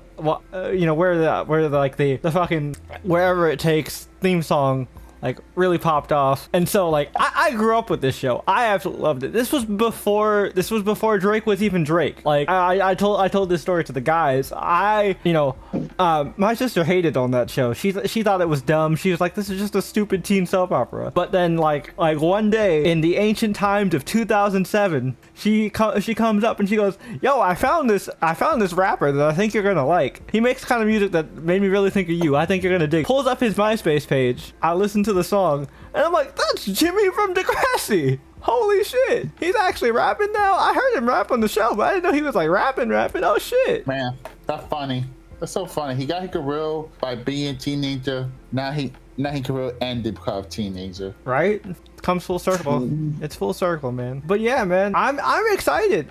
The fact that they actually got him to be in the documentary is huge. But I mean, like, Well, it's crazy that they let him back in the documentary. no, Also- they'd be stupid not to. He's the biggest star to come from Degrassi. And documentaries take a long time to make. Yeah, so who yeah. knows? So this so this is probably filmed way before the beef. Although not too far along, because he still has the braids. So that was like, you know, it's definitely within recent time. And I mean, I can see the producer and the director, but like, should we cut all the Drake what stuff? I'm really interested in is when they talk to him. I really want them to go into the fact that like the producers actually made him choose, because they've talked about this in interviews. They were actually going to, like, you know, up the presence of his character because he was super popular, but his music started popping off, and so they were like, well, we can't have you doing both, because, you know, it's cutting into your time. So it's either you choose your music or you get the bigger role on the show. And so he decided to graduate, which, you know, he literally graduated. This ain't Hollow Life. No, he like he literally graduated. Like, you know, the rest of the cast like, you know, stayed on into their college years. Like they actually had, like, after the first class the first class graduated, they kind of pulled what Glee tried to do, and they tried to follow the original cast in college, but it was actually way more tolerable. Which, by the way, don't know if you saw, but they kind of did a unofficial Glee reunion. Oh, It's because Jane Lynch is now hosting a reboot of Hollywood Squares. Oh, So they made all the Squares lead cast members. nice. But yeah, Degrassi was a big part of my formative years. That's probably one of my favorite and one of the first like YA TV shows I really got into as a kid. I have so many fond memories of Degrassi. I remember the fucking iconic episode where Manny wore the thong, and I was like, oh damn, she's fine as shit. I'm honestly, the thing I'm looking forward to the most is just seeing what the actors look like now, because like unlike my friend Elizabeth, I'm not like hype. I'm not like super obsessed with Degrassi. Now she is like a fucking Degrassi historian. She told me all the history of Degrassi, which I had no idea that like it was like Doctor Who, and there was a classic Degrassi, or AKA Degrassi Junior High, which was the stuff that was in like the 70s and 80s. That came out around the same time as Saved by the Bell, but they were actually pushing boundaries and doing stuff that Saved by the Bell was too afraid to actually like fully commit to. Like, the infamous Saved by the Bell hooked on caffeine pills thing? They actually did like a full-blown like drug addiction storyline that lasted like several like throughout the seasons. Because drug addiction isn't just something you can get rid of. I'm so excited. Oh my god. Also, that actress starred in like a Showgirl. Yep. Yeah, that. Showgirls. One of the first time people of our generation ever saw titties in a movie. Not just titties. Oh yeah, I know, not just titties, but like That movie was like, ooh. Yeah. But yeah. So like, as a Degrassi fan, I'm really looking forward to it. Like I grew up on that shit. Now and much like Power Rangers, I continued to watch it even after all my friends moved on past it and then thought it was lame. So I gotta check it out. I told Jay that my theory brain is running, and it's questioning: are they trying to like re-show interest in Degrassi because they want to bring it back? Okay, if they do, like, it's gonna be kind of sad because like they sold off Degrassi Studios. So like I want to, like, they're gonna have to rebuild the sets. It's just not gonna have the same vibe. But like I would be down for it. I honestly think Gen Alpha needs a Degrassi. But well, I mean, Netflix now is different from when Netflix first tried to do Degrassi. That's fair. That's fair. Because now we've got I haven't watched it, but I've heard good things of Georgie and Georgina. I've heard really good things about that show. Yeah. We got Exo Kitty. Exo Kitty's fantastic. That's a favorite of the show. And countless other like YA stuff like the Walter Boys. Yeah, I think Degrassi is too important to let die. Like it like a new generation definitely needs it. Although like it's gonna be weird watching Degrassi and hear kids be like skibbity riz and shit. Whatever the young people say. We're talking about well, see, that's also the thing is. I don't do the skibbity. Riz I can understand. I don't understand this whole skibbity Ohio. shit. Gozaimasu. Yeah.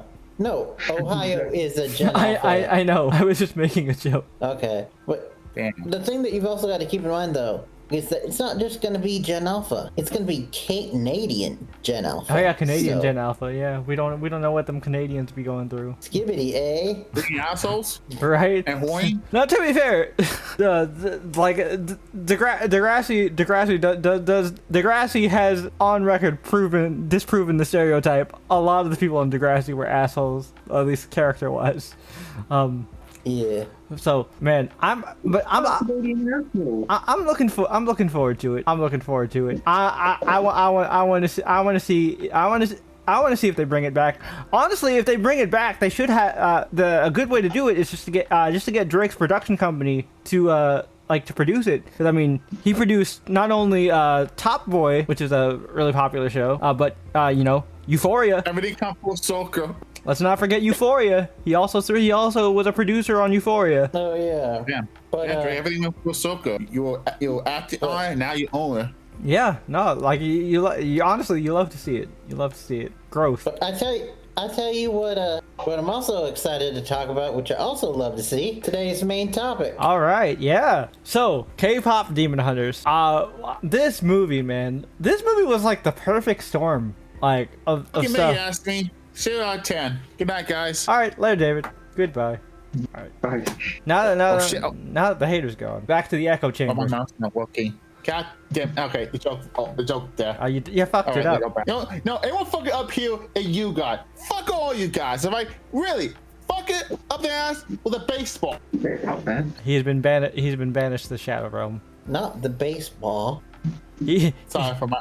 But yeah, this shit was the perfect storm, and I think it came at a great time because this movie came at the absolute low of Disney. Like, you know, Disney had managed to bounce back a little bit in recent years with Encanto, but man, after Encanto, they just came out with stinker after stinker after stinker, culminating in by far, and you know, if you guys didn't see the Screen Time episode where I talked about it, I did a whole fucking rant, culminating in the outright disrespectful to the legacy of Disney animation that was Wish. Oh yeah.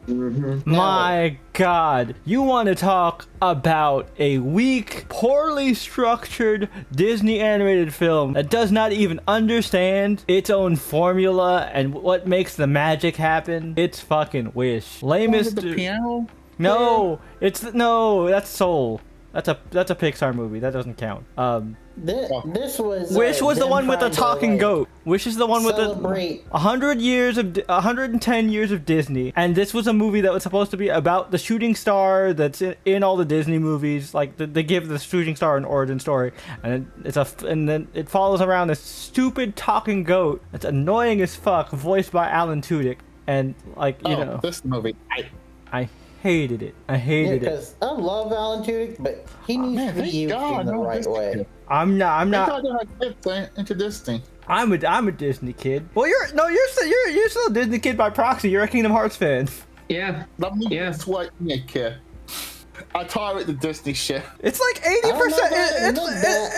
It's like 85. No, it's like 85% Disney. What do you mean tolerate? Well, I came here for the Nobody, Xeno, Boxer, right? Tetsumo, Multivore, Nasa, the hot light dot, and the heart and darkness, and the light with the guy and team, the heart, the soul, and the body, and the mind. I speak gibberish just now, but let's be real here. That Kingdom Heart right there. I mean, yeah, Kingdom Hearts is a bunch of gibberish, to be honest with you.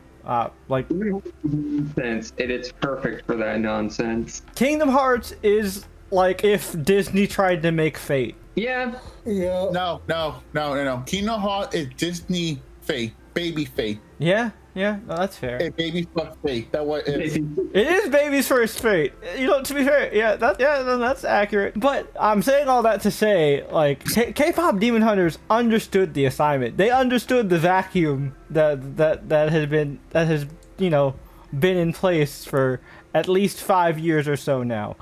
And boy, did it work.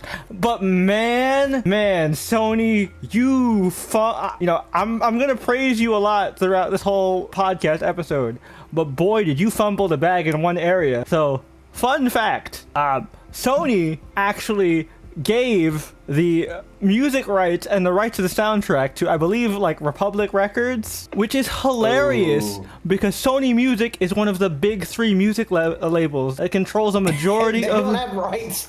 to K-pop Demon Hunters soundtrack. Do you know Damn. whoever is in charge at Sony Records must be kicking themselves in the dick right now? Yep. Also, No, on Sony High and Ninja to kill that guy who let that happen. Right? right. You know, But, can I borrow you Ninja for a second? But yeah, like it's also two other things real quick that I will dog on Sony and all that for. One is marketing. Oh, yeah. They barely market this, But that, which but, goes to but show that's, just how good I it was just is. saying, but that's one of the beauties about this. This was all organic, like pure But word of also, mouth. Because of that, the merchandising is very lackluster. Yeah, I want a plushie of that tiger. Damn it! His name is Derpy. Derpy. Finally got big pug energy, so ugly and cute. I want. Like I told you, that motherfucker's Derpy. Yep.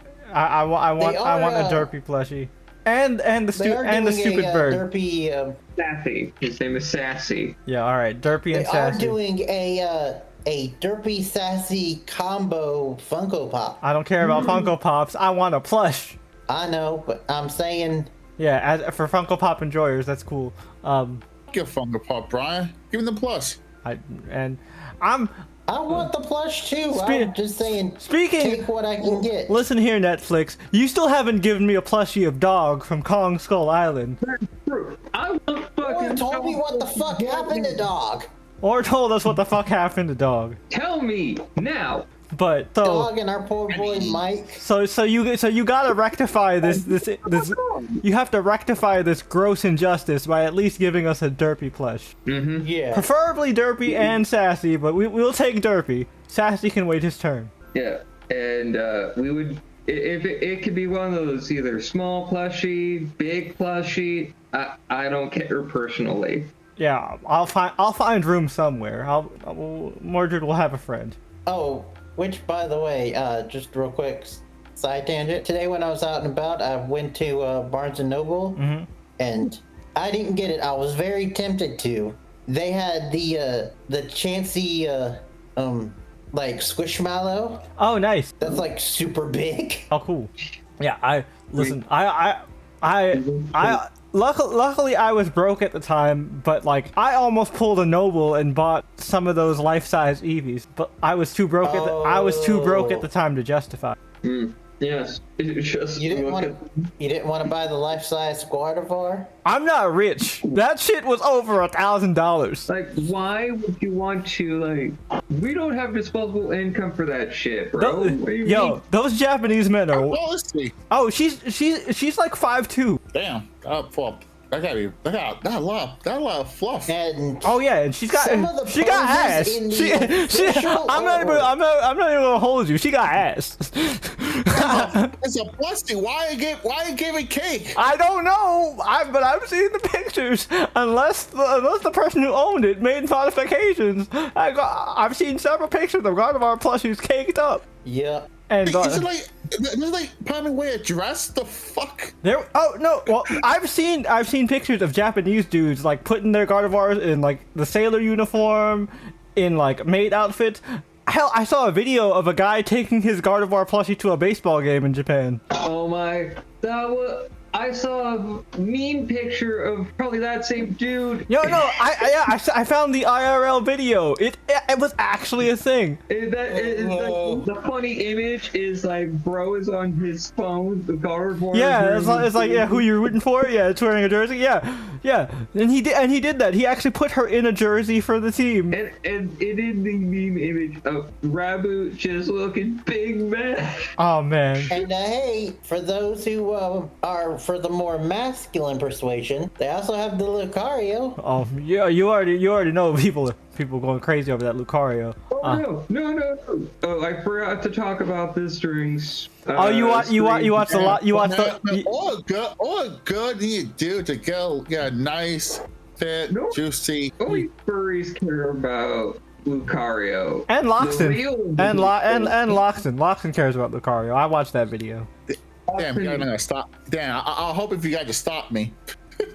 No, I'm going to mention because I need to share my thoughts on the newly revealed megas for Legend CA. Oh yeah, we didn't talk about it.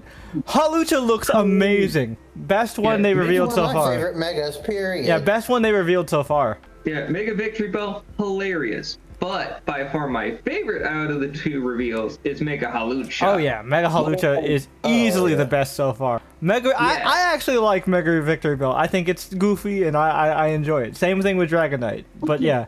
It's terrifying because it's just an engorged pitcher plant that spews its sweet-smelling poison to confuse people. I still think ours. I still think our Fakemon version was scarier. But you know. That was a regional variant. Okay, so regional variants are different. Fair. Yeah, but whatchamacallit, that Victory Bell, it looked like something that you'd see in Luigi's Haunted Mansion. It does look like a Luigi's Mansion monster. It looks like a mutated it looks like a Piranha Plant's bastard child. But yeah. Yeah, but all I'm saying is that the real individuals want to chase after Mega Halucha because that motherfucker beefy. He was built. He was built. I saw that video where he fought the Machamp. Holy shit. Yeah. But back to K-pop Demon Hunters. My bad. We mentioned one of the hyperfixation words, Pokemon. Back to this hyperfixation. But yeah. So it seriously, like this shit has taken over. Like. And it has a little bit of everything. It has characters that everybody can relate to and everybody can see themselves, a little bit of themselves in. We talked about this in Screen Time before when the movie first came out, but like at least for the three of us, we talked about it. Like this is one of those ones where we can't actually pinpoint like a single one out of a trio. Like, oh yeah, this is the Jay character, this is the Brian character, this is the Tony character, because like we're all kind of a mix of two, but a different mix of two each. Like now you're Monto. Like I'm definitely we're like the one we all have in common. We're all a little Zoe. We definitely all have a little Zoe in us. But like I'm definitely like a Zoe Rumi combination. Well, I don't know if it or not Rumi, Mira. Rumi. Mira. I flipped them for some reason. Yeah, I'm a Zoe Mira combination for sure. You're more I'm you're Zoe yeah Rumi you're more of because- the Zoe Rumi because you're the more insecure one. Yeah, and the guys didn't think about like what Tony would be until I mentioned it. Yeah, Tony is a Zoe Bobby combination, which I think is perfect for Tony. Dang it, Bobby. Which he is technically like the unofficial fourth member. Yeah, he is. No, he counts. Because he knows all their choreography. He counts. And like he puts all the he's responsible for putting all their stuff together. You know, this wouldn't be possible without Bobby. Just like the podcast wouldn't be possible without Tony. Yeah. But yeah. If you thought that us like. If you thought that us being late like a day or two sometimes with these bigger releases was something, you should have seen it when it was up to Jay and I to edit. Oh man, no, they were lucky I didn't have a job at the time and I had insomnia, so I could just fucking no sleep it. But yeah. But man, did that take a toll on my mental. Even that though, if like a new fighting game or something came out. Oh Jesus! Oh yeah. Yeah, that goose is cooked. Oh yeah. So the fighting games are one of my weaknesses. That's definitely true. But yeah, so like it the characters resonate with a lot of people, but like the thing that really gets it, the music is banging. There is not a miss on this entire soundtrack. Huntrix don't miss. Neither do the Soldier Boys, to be honest with you. Holy shit. I need to look up her name because all of that music is thanks to one woman. Rumi's singing voice. Singing voice. She wrote like I think most of the music for it. Which I gotta say, I'm glad that we're going back to the Disney method of having an actor and a singing voice. Because it puts too much pressure on actors to be able to sing when maybe those actors just can't. You know, not everybody has that talent. Maybe you shouldn't have let Emma Watson sing, you guys. I believe her stage name is pronounced EJ, EJAE. Well, shout out to EJ. you. Well, shout out to you, EJ. You created some bangers. Before working on this, she was known to work with artists like Red Velvet, Twice, Billy Card. She worked on a lot of famous K-pop. Yeah, and her story's so interesting because she's like, a quote unquote failed idol. She was never able to make it big, so she kind of settled into just this songwriting career, and look at where that got her now. Yep. Which also she for those that don't know, we've probably mentioned this before, but for those that don't know, she was only doing like the singing for the demos for it, but they were like, we're getting a little too used to this and we don't know how many people we can get that can hit those notes, especially in Golden. There are very few people. I've seen people do covers of Golden that are like professionals that like you can tell struggled to get those notes. Like, as someone who loves music and is very particular about vocal performances, like that some skill right there. To read the Wikipedia page, which is a quote from Ars Technica, Golden spans an impressive 3-octave range, eventually hitting an A5 on the chorus, a high note usually reserved for classically trained operatic sopranos. Yep. Which I was gonna say, there are only two major pop artists that most people know that actually can live within that range vocally: Mariah Carey and Ariana Grande, who are, you know, famous for their, you know, whistle tone, high notes and shit. So like, you got to be on that level to be able to do that kind of shit. Mm-hmm. No, and like, as someone who just loves pop music in general, like this was just like, I felt like this was one of those custom made for me type movies. You know, and I think it also came out at a great time too, because it came out at a time where anime started to become very popular. Oh yeah, this shit would never happen like 10 years ago. Oh or shit yeah, like that. nobody would have taken it seriously. Not only because, you know, K-pop wasn't that big 10 years ago, but yeah, anime was still, you know, niche 10 years ago. Yeah, but Korea were not on the mainstream eye Until the first thing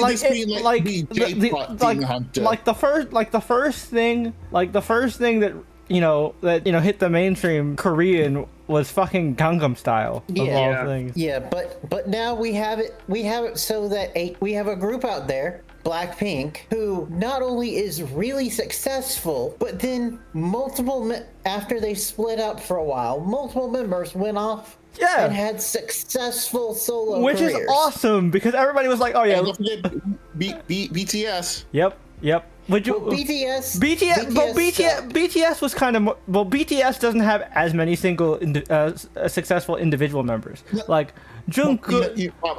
About saying like as like a bit mainstream. But we were talking about like big K-pop groups that actually have like successful like individual members, like the fact that not only were they able to be successful solo, they were able to be successful. As a group to being successful as solo, because y'all remember, because I don't know if y'all remember back in the day when people like AJ and Lance, the lesser known boy band members, tried to have their solo careers and it didn't work. Joey just ended up becoming a judge on America's Best Dance Crew, you know, and So You Think You Can Dance. Yep. You know. Blackpink is one of those rare cases where like everybody was like, oh yeah, Lisa's the Beyonce. They're like, it's gonna be all about Lisa, but no, it's more than just Lisa. Yep. Rose, I actually think has a better album. Yeah, she shocked everybody, but it's one of my favorite albums of the year. Oh yeah, same. But yeah, BTS, for those that don't know, the reason why BTS grew to such high popularity just dropped off the map, because they have a Justin Timberlake, who ironically got to working with Justin Timberlake. That's not why they dropped off. Oh, they dropped off because mandatory service. Mandatory service. That makes sense. Yeah, they're male. That makes sense. But they are coming back, and also to the fact where Jungkook and I think one other member of BTS did a live stream where they reacted to K-pop Demon Hunters, and by the end were singing the songs. But we all know Jungkook is the Justin Timberlake of BTS. Yeah.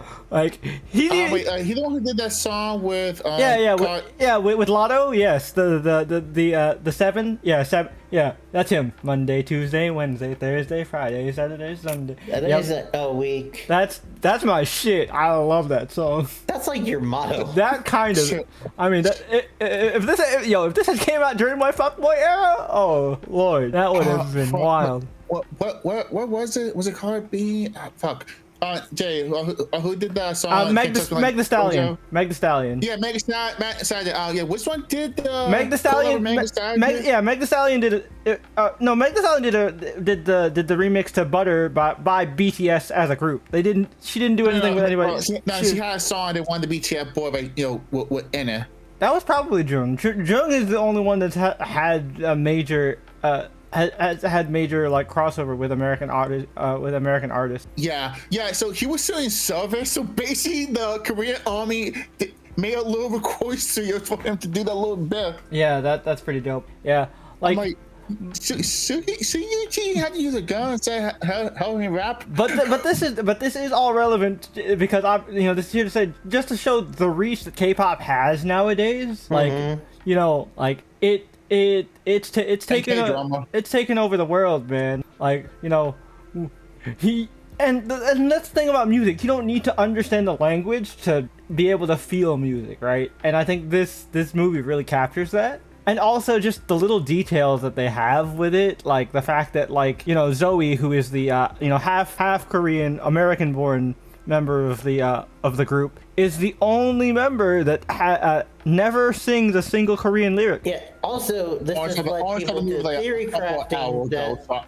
I could not tell. I could not realize that. No, that's understandable. Yeah, I've seen it like 12 times. Their attention to detail has people theory crafting, like the fact of if you go and you watch, like when she's not wearing long sleeves, Zoe has like a little black thing attached to her arm, and people have theorized that it's because she's diabetic.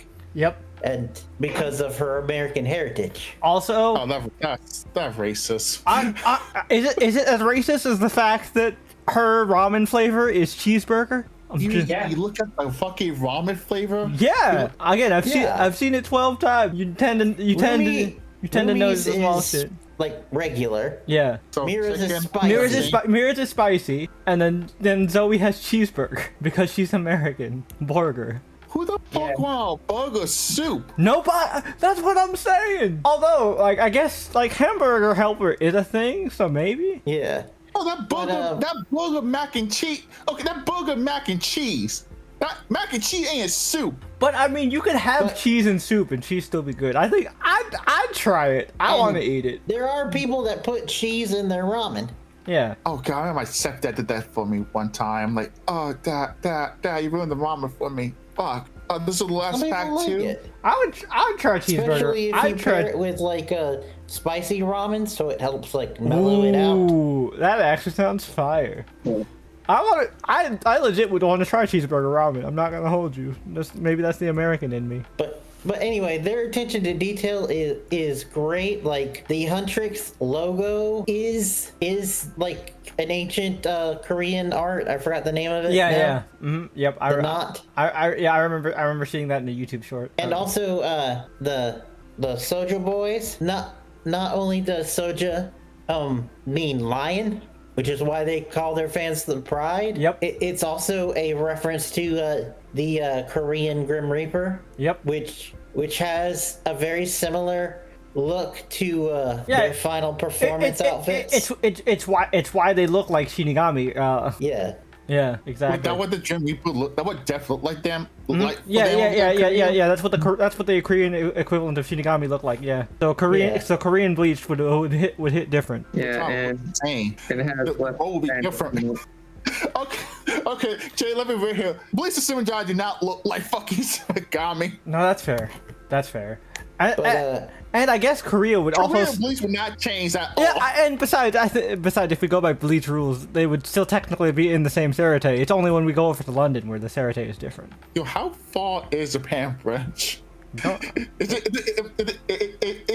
Soul Society Japan just like if Japan really did take over all Asia? Pretty much. That's what I feel like. We didn't stop after World War II. No, we kept on advancing. Yeah, no, the Soul Society did what Nobunaga and his retainers failed to do. They actually took over Korea. But yeah, so there's a lot of little details in it that just are so good. And the story, yes, is very simple, and it's there's no big twist to it, but sometimes you don't need a complicated story. I said this when I talked about Devil May Cry on screen time before, but sometimes just having your clear cut good guys and bad guys, that's fine. Yeah. If it's built into the world right, then you don't need not everything needs nuance. Well, also the thing is with K-pop Demon Hunters is they do have the traditional, but then they also do have the nuance. Oh yeah, I mean, of course the thing with Jinwoo and Jinwoo and fucking Rumi's relationship and stuff. But the other thing that I like, and again, there's not really gonna be a spoiler-free section. I should have said this at the top because this movie's been out for a while. But spoilers. One thing that I really appreciate is that the aunt doesn't stop being racist. Like, Yeah. she just doubles down, and like also Rumi doesn't just forgive her at the end. Yeah. Also, they don't like. That would be the second movie. Wait a second. Right, we got nothing on her hand. No. No, we didn't. Especially because I don't know if you've heard about the concept art that came out. Oh no, I didn't. The only concept for the second? No, for the concept art first. from the first movie. Oh, okay. There is concept art of that scene and of Rumi confronting her, and it references the aunt killing the mom. Oh shit, So was it like accidental that's crazy. Look. or what? So there's still more to say with them, but I don't think that it's gonna be Oh yeah, redemption. oh yeah. We'll definitely get into that in the speculation portion, but We got a second movie coming. That up to them, they're gonna make that canon. oh yeah, But yeah, all of the antagonists, or except for Guima, were very complex. But I also like the fact that even Jinyu, Yep. he wasn't like fully redeemed, and they didn't try to excuse away his and like bad side. But I still hate the trope of like redeem via sacrifice kind of thing. But I get it. It had a good impact, so I'm not like super mad. Yeah, He on his way on redemption. Just, like big Korean Satan, like, hey, no, too soon. No. You're too close to push out now. Oh man. also, this goes into speculation, but people theorize that he might not be gone completely. Oh, I definitely don't think he's gone completely. Like, Oh no, man. I'm pretty sure he got repented, reincarnation. Well, I'm pretty sure he just got full on exorcist during that attack. Oh no, right, the Demon King did him. yeah, the Demon King got him. So I don't think he'll be gone permanently. But his soul did become her sword, so Yeah. So again, back to Bleach. He just become her Zanpakuto. That bell, Jay. That bell. That one But makes anyway, sense. back on topic though, the attention to detail is great in this movie. It took 9 years to make, and you can tell. Oh yeah, and like Wasn't that long? I really like the use. When the Spider-Verse movies first came out, I was really afraid that too many of the studios would try to copy this kind of shit. But I think this movie makes really good use of the slightly janky, low frame rate 3D animation. Yeah. But with 2D with 2D shit on top. Yeah, and I think one of the best parts about it are the expressions. Like the expressions are so good. Yep, like we're gonna defeat them. Yeah. And then just all the different expressions, like when they're eating and shit. I love that. Like I've seen so many memes of like, get you a girl that looks at you the way Zoe looks at sushi. And we don't even need to talk about Rumi with the Kimbot. Oh shit! No, that's been memed. That's been memed to hell and back. Man, too bad she an idol. Right? Oh man, but they're also anime idols, so they have shonen protagonist metabolisms, so they can eat like Goku and not have to worry about it. Well, to be fair, they dance a lot. The dancing. They are dancing a No, lot. it's not that bad. They kill a demon on top of that. No shit. They burn through all that. Yeah, What, 3,000 calories to say? exactly. But yeah, but speaking of the killing demons and stuff, the demon designs for even just the fodder demons are really cool. The action is really fucking well done. Like, Yeah, it tops some current anime out there. Obviously, nothing. Obviously, it's not on like a Mappa level, but like as far as I know, Sony Animation hasn't chained people to their desk and forced them to never see their families again. So God damn it! You took that away from me. Yeah, like this is Sony, not Napa. They're not going to do slave labor. Yeah, they're not going to. They're doing a mega slave labor at most. The totally different than Japanese slave labor. Yep. Yeah, they're not going to chain people to desk or for them to draw pop anime dudes all day. You don't understand. The Fujoshi community needs you.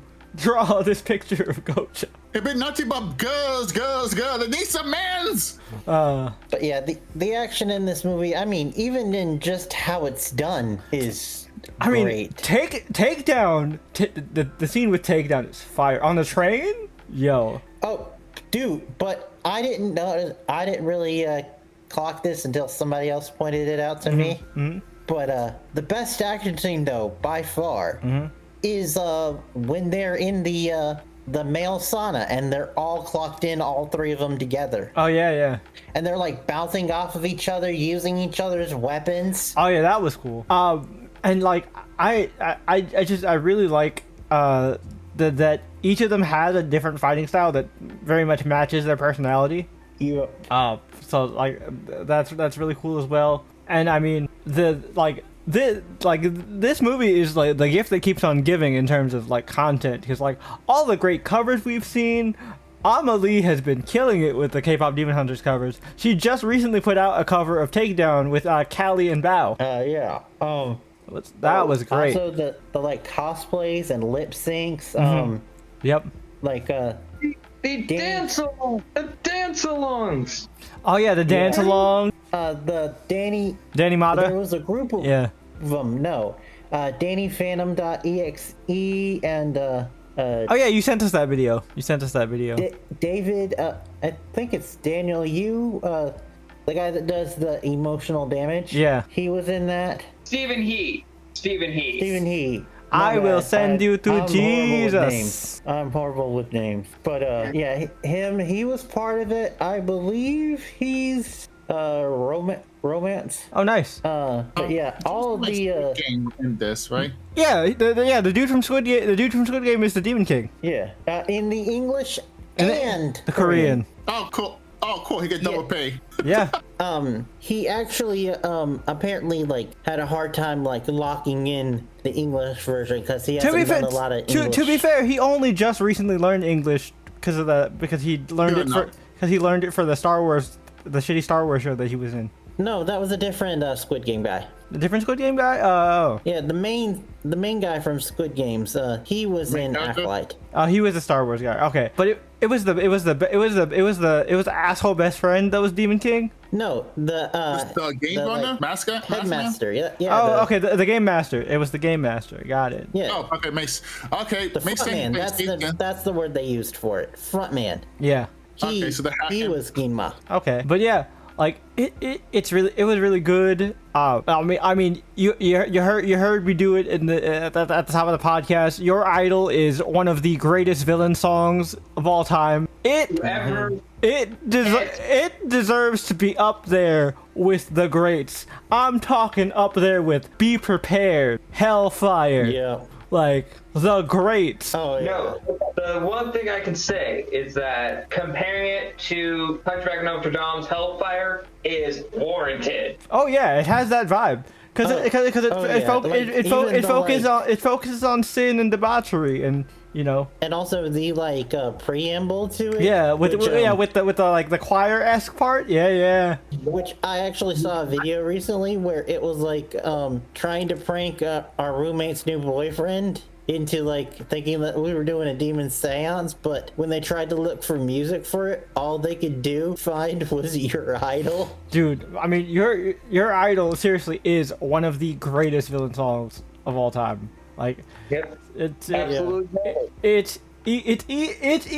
easily in the top 15. I'm not gonna glaze it so much and say top 10, but top 15. Yeah. I feel comfy at top 15. I have no qualms with saying it's in the top 10 for at least for myself. There are a lot. Disney has a lot of good ones, but like even just the lyrics of that song. Like, oh yeah. It's masterfully crafted. Oh Masterfully yeah, crafted. no. Why does my voice get underneath your skin? Yeah, no, like the fucking and like again, what I really like about it, and Tony might be changing my mind on this one. What I really like about it, especially because like like in today's society, idol culture has gotten even bigger. You know, not just with like K-pop and J-pop, but stuff like VTubers and streamers and shit like that. Like it's modern idol culture is huge. So the fact that those lyrics like touch on that kind of stuff, like that whole parasocial angle, it really does hit. Yeah. Which, side note, another thing that that I love about this whole and your idol is just all those videos about the non-brainwashed person reacting to in the crowd. Yep. I mean, it's so. But also back to what you were saying though, Jay, is like to the whole fact of the commentary and everything, to the fact where the Soulja Boys who aren't Genu are just stereotypes. Yep. Like legit stereotypes, like baby, mystery, Romance. Yeah. and they all key into like Yeah. The different fantasies fans have about idols. Yeah, exactly. And like. yeah. And the thing that I like is like you don't need to like Genu is obviously the one we needed to know. We didn't need to know anything about them because they were these hollow stereotypes, which is important because it helps to kind of sell the illusion of that group. But I do wish we could a little bit, more Dane jokes, something like the ab guy had a couple of funny bits. Start looking at my abs with the baby guy who Gaga. Like I kind of wish have more, line from them. I'm not saying to flush that out, but I do wish we kind of feel more to say. I wanted more interaction between Zoe and the Sacha boys. Like, oh yeah. Zoe was down bad. Oh yeah. Whatchamacallit? That's still like one of my absolute favorite lines of the entire movie. They're magicians. I mean, yeah, demons. Yeah, and like Baby. Okay. To be fair, Baby has so much personality without having to say it. Yeah. He only says one line in the whole movie. Yep. He lets the music talk. It's really Goo Goo Gaga. Goo Goo Gaga. Yeah, literally his only line is Goo Goo Gaga. Yeah. Outside of music. Yeah, also, I guess. Go ahead, Brian. I was saying you were talking about Zoe with mystery. Mm-hmm. That was really good. And also, you talk about attention to detail. I didn't know this until somebody slowed it down. But you know that scene where she kills Mystery, but before she does, she gets to see his face? Yeah, and she says, "You're just my type." Oh well. In the background, you can see Mira and Romance fighting, and when it shows his face, both of them look over in total horror. Huh, nice. So she's into the freaky stuff. Interesting. Good for you, Zoe. You and Bao would get along. That really? I thought she into the joke stuff because man looks that like Jodio. He did look like Jodio. He looked like Jodio if he had the hentai haircut. Yeah, that is true. Yeah, he does have the hentai protagonist hair. Oh shit, you're right. What, you just realize I just saying? No, like I didn't realize the Jodio hentai. I noticed the hentai protagonist haircut, but I didn't notice the Jodio with the hentai protagonist haircut thing. That's crazy. Yeah, his normal outfit looked like Jodio outfit. No, that's true. He's a fucking JoJo reference. It's got to be a JoJo reference. There's no denying. That's the quality to this film, though, is because even though we did want more from the Soulja Boys and we wish there was more, what we did get was so much without saying. Listen, we got all we needed. We got soda pop, and that will never leave my brain, no matter how hard I try. Also that scene, after they're done with the signing, and they're all, and first of all, each of them have a different reaction to being thrown flowers. Yep. And it's very funny, but then also to see all of them put the flowers down when nobody's looking and just look totally exhausted. Yep. Oh man, no. But seriously though, soda pop, it got stuck in my head the first time I heard it, and it's never left. Oh yeah, indeed. I'm just constantly shimmying my shoulders, man. And down to our girl Zoe again, that scene where Bobby is reacting to all the TikToks and he's doing it, and then Zoe's behind him and she's like, and they're like, stop that! It's catchy. Yeah. That is seriously the catchiest song in the whole. All the songs are catchy, but I think that's the catchiest song. Which also though, bravo to the people in the back because it's also a double entendre hinting at how evil they are. Right? And also, really lewd when you think about it. Every drop I drink up. Yum, my soda pop. Yum, my soda pop. Oh, man. There are questions that need to be asked. What the fuck did main guy find the other three to make the band? Was he? That's the one thing I was wondering. Was he just chilling with them, or he's like, I know the right guys to form this boy band? I'm like, oh, that'd be a great idea to get small soul. I'm just a one man guy. Oh man. But yeah. One guy be his neighbor, one guy be some ramen shop, or one guy be like his barber. I'm guessing. But yeah, like Well, there is the fan theory that they were already a group that like maybe passed away in like a plane crash or something. Because do you see the picture? You see the picture of that band in the Tonic guy's office. Yeah. You see him with a K-pop group of 4 boys, and the 4 boys look kind of like the Soldier Boys. Yeah, but you can't see their faces. Yeah, but their faces are like obscured. Faces of those dudes before they die. Yeah. So I actually really like that fan theory. I think that I'll take that as headcanon for now. I meant that this whole thing to be a joke, but I didn't know I could get an answer for it. Yeah, like the thing is that there is also a theory that Genu like signed these guys, like signed their soul to the devil. So now they're So that's what ties him to them. Okay, that makes sense. yeah.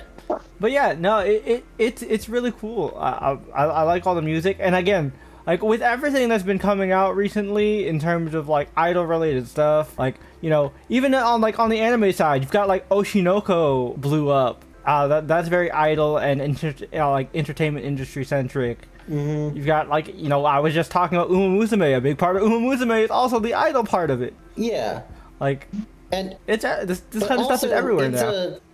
It's like a critique, but also A love letter at the same time. Yeah. yeah. But that's the thing is also this whole movie is not only to the idol culture, but to Korean culture as a whole. Oh yeah. You can tell that a lot of love and dedication was put into it.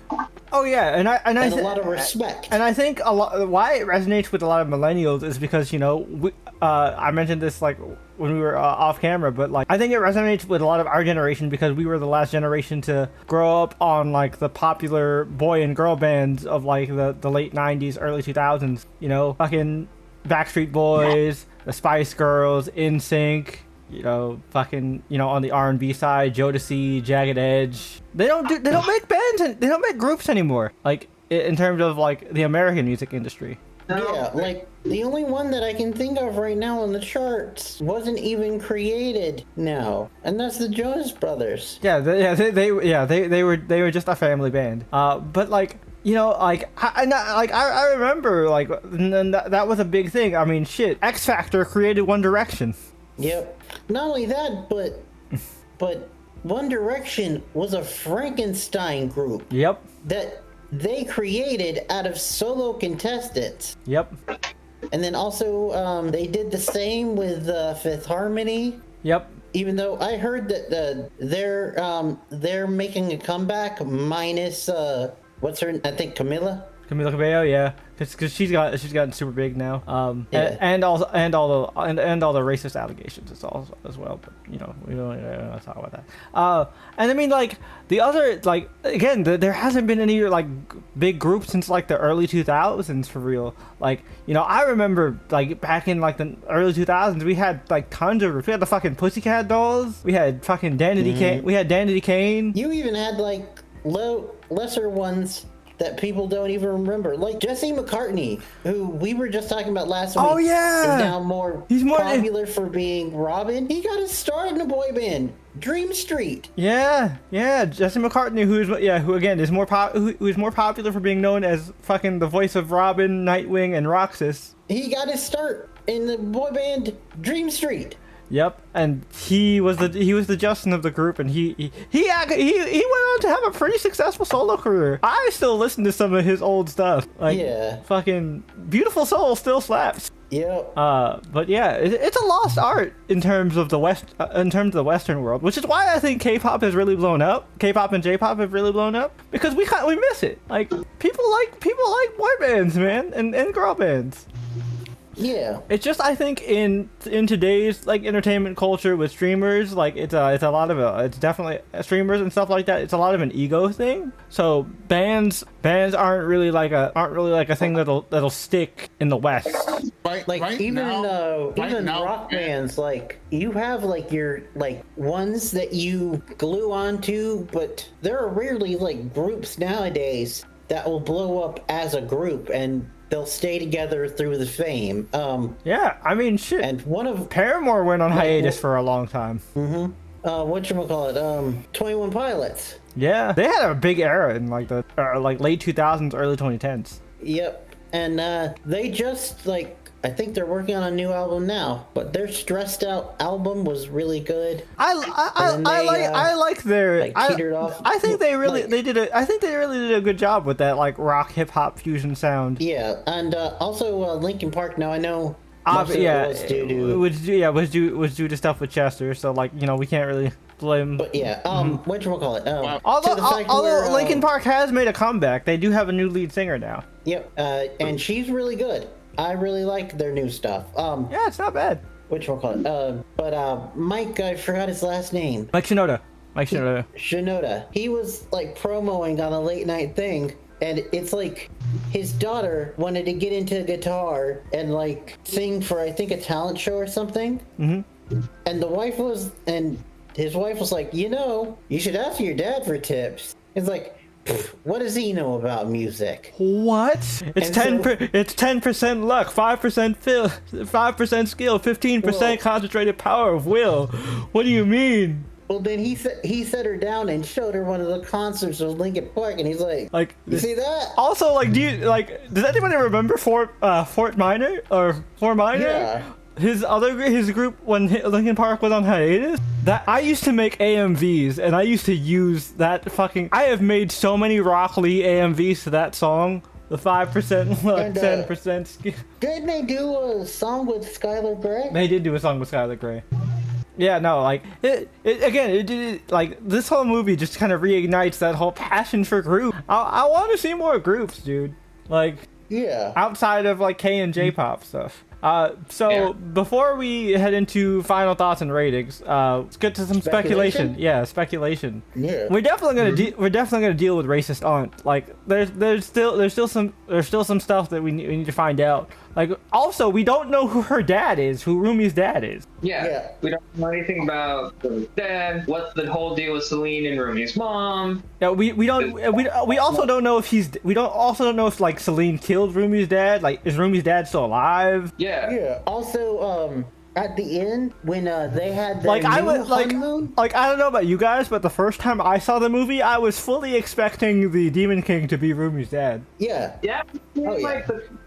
Going about it. Yeah. I saw one person who, for the first act before they started doing all the romance and everything, thought that they might reveal that Jinyu was her dad. I thought that for. I thought that before the romance too. To be honest, I was like, But yeah, what I was saying earlier is, if you notice, their new Hanmoon at the end was not gold. Yep. So what does that mean? And yeah. Means that it's not forever. No way. You guys saw Old from Strap? Also, where the Soldier Boys really die, we didn't see bodies, so... No, they just evaporated. They disintegrated. We did see them disintegrate. I'm like, there ain't no body when they die. Yeah, I would say that. Yeah, the demons don't need bodies. They did just disintegrate. They did actually die. True. That one we can actually say. But the thing that we don't know is Zoe and Mira's family. Why is Mira on the outs with her family? I've heard some people theorize that maybe Mira's on the outs with her family because she's bi. But I also think it could be interesting if and I keep blanking on the name. I think it's the Jongpok or something like that.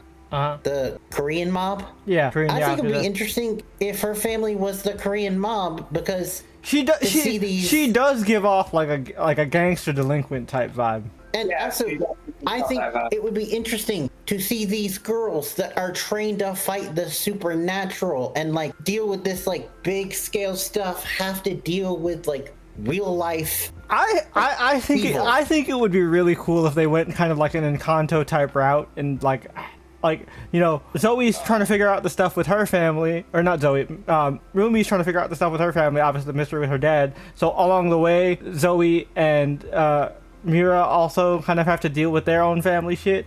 I think that would be an interesting way to go about it. And it would also be a good way to flush out Zoe and Mira even more because, like, you know, the one complaint I have about K-pop Demon Hunters is that I wish we had gotten more of Zoe and Mira. Like, I get it. Yeah. Rumi's the main character, so duh. But, like, I wish we'd gotten more. Oh yeah, indeed. And also, the world as a whole is very interesting. Like, do other countries have their own demon hunters? Yeah, that's what I'm saying. Is there like we made the Bleach joke, but is there like a demon Hunters London? Like, Zoe's half American. Like, is her American side of the family also demon hunters? Like, is she like is she like half Winchester, half demon hunter? And How does like Western music work? Because there's a lot Yeah. of like Yeah, genres. dude, right? Yeah. Like, let me see some rappers fight demons with bars. I did also see somebody theorize, like, what if the British version was like just a take on the Spice Girls? Yo, yes, give me fucking Demon Hunter in sync or Backstreet Boys. I don't care. It Or must be a fuck, boy, guys. give me Demon Hunter 98 Degrees. Just any God. boy. See, no, so that's how, if you know, you know. No, you have to be a real boy band fan to know 98 Degrees. Okay, I didn't want to ask, like, I don't want him to just blame Snatch himself right now. Okay, no, what the fuck is 98 Degrees? 98 Degrees? Oh, David, you were born around the same time as you don't know what 98 Degrees is? I will sing a song and you'll immediately know the group. Because it was Let's keep it here on the radio then. After we're done. you know the song. You're not a Disney kid. This isn't gonna work. You know the song "True to Your Heart" that's in Mulan. True to your heart, you must be true to your heart. Come on, that's 98 Degrees. It has Nick Lachey was the front man. He was the lead singer. He also was dated to. He married Jessica Simpson for a little bit. Mulan. And they had that reality show together. Right.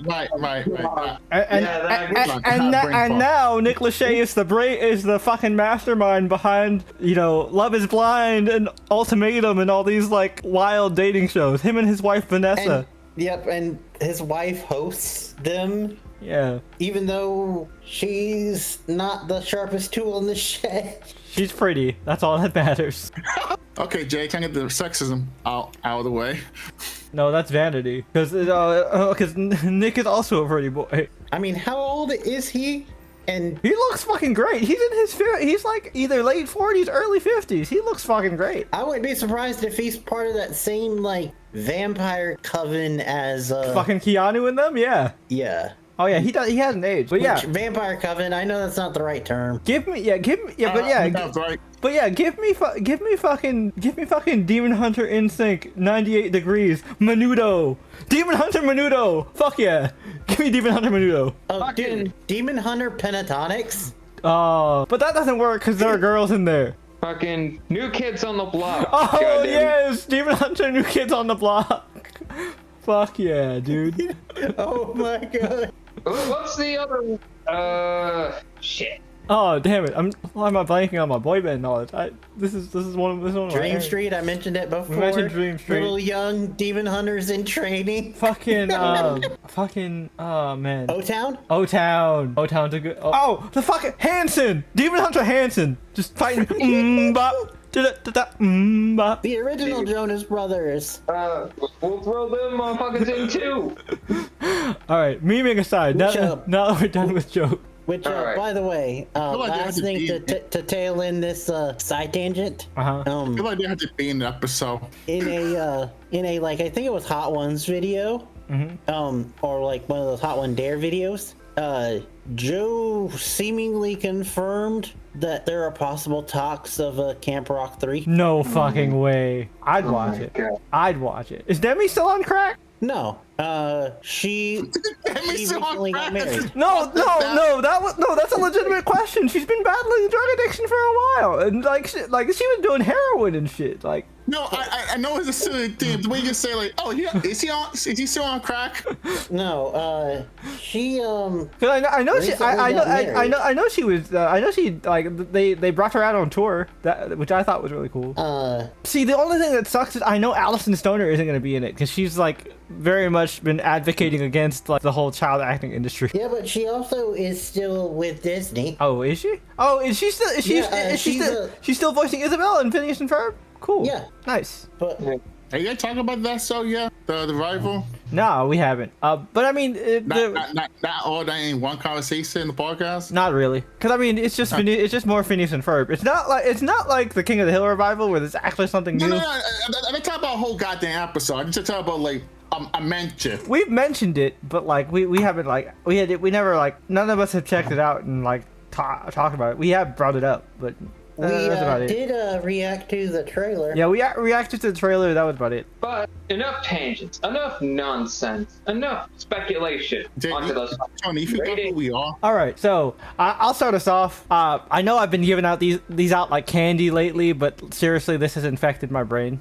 And like because of that, there's heavy bias here. So take this with a can of soda pop. 10 out of 10. Yes. It's not perfect, but like it fills such a void that has been missing in terms of like the animated musical like slot. I've said it before and I'll say it again. K-pop Demon Hunters is to the 2020s what Frozen was to the 2010s. Oh yeah. And as an uncle to a little girl who would not let me fucking turn off Frozen, I would prefer K-pop Demon Hunters over Frozen. And don't get me wrong, I actually love Frozen. I loved it until my niece, ran it into the fucking ground. Netflix and Sony, do not fuck this up. Please do not fuck this up. Because I actually think that this is the franchise that has put Sony on the map as an animation studio. Because like Sony has, Sony has Spider-Verse, but that's one franchise. Like DreamWorks has multiple banger franchises. DreamWorks has How to Train Your Dragon, Shrek, Kung Fu Panda. Disney has all the Disney stuff. But like this makes it so that it's not just Spider-Verse. Sony actually can do this shit. This is what put Sony officially on the map. Like it wasn't just a fluke. And also K-pop Demon Hunters isn't based off of a pre-existing property like Spider-Verse is. So you don't have the Marvel excuse of comic fans are gonna see this. So like now they got the weebs. Yeah, this really proves Sony Animation's staying power, and because of that, I feel comfortable with giving this a 10. I'll pass it off to Tony, and then we'll go to Brian, and we'll end with David. Oh, God damn it. 10 for me. All I gotta say, 10. All right, Brian. It has an asterisk next to it because Again, infected brain. Totally get it. infected brain, totally biased. But you gotta give credit where credit is due. It's an original idea, which we rarely see nowadays. Like something that is not based on anything. Yep. Like even the studio that you just mentioned, DreamWorks, they're doing those franchises, but they're still keeping them going. And the fact where Shrek 5 is coming out next year. To be with fair, Zendaya. after Puss in Boots, I want to see Shrek 5. I know, but I'm just saying that they're also doing the live action. Like I'll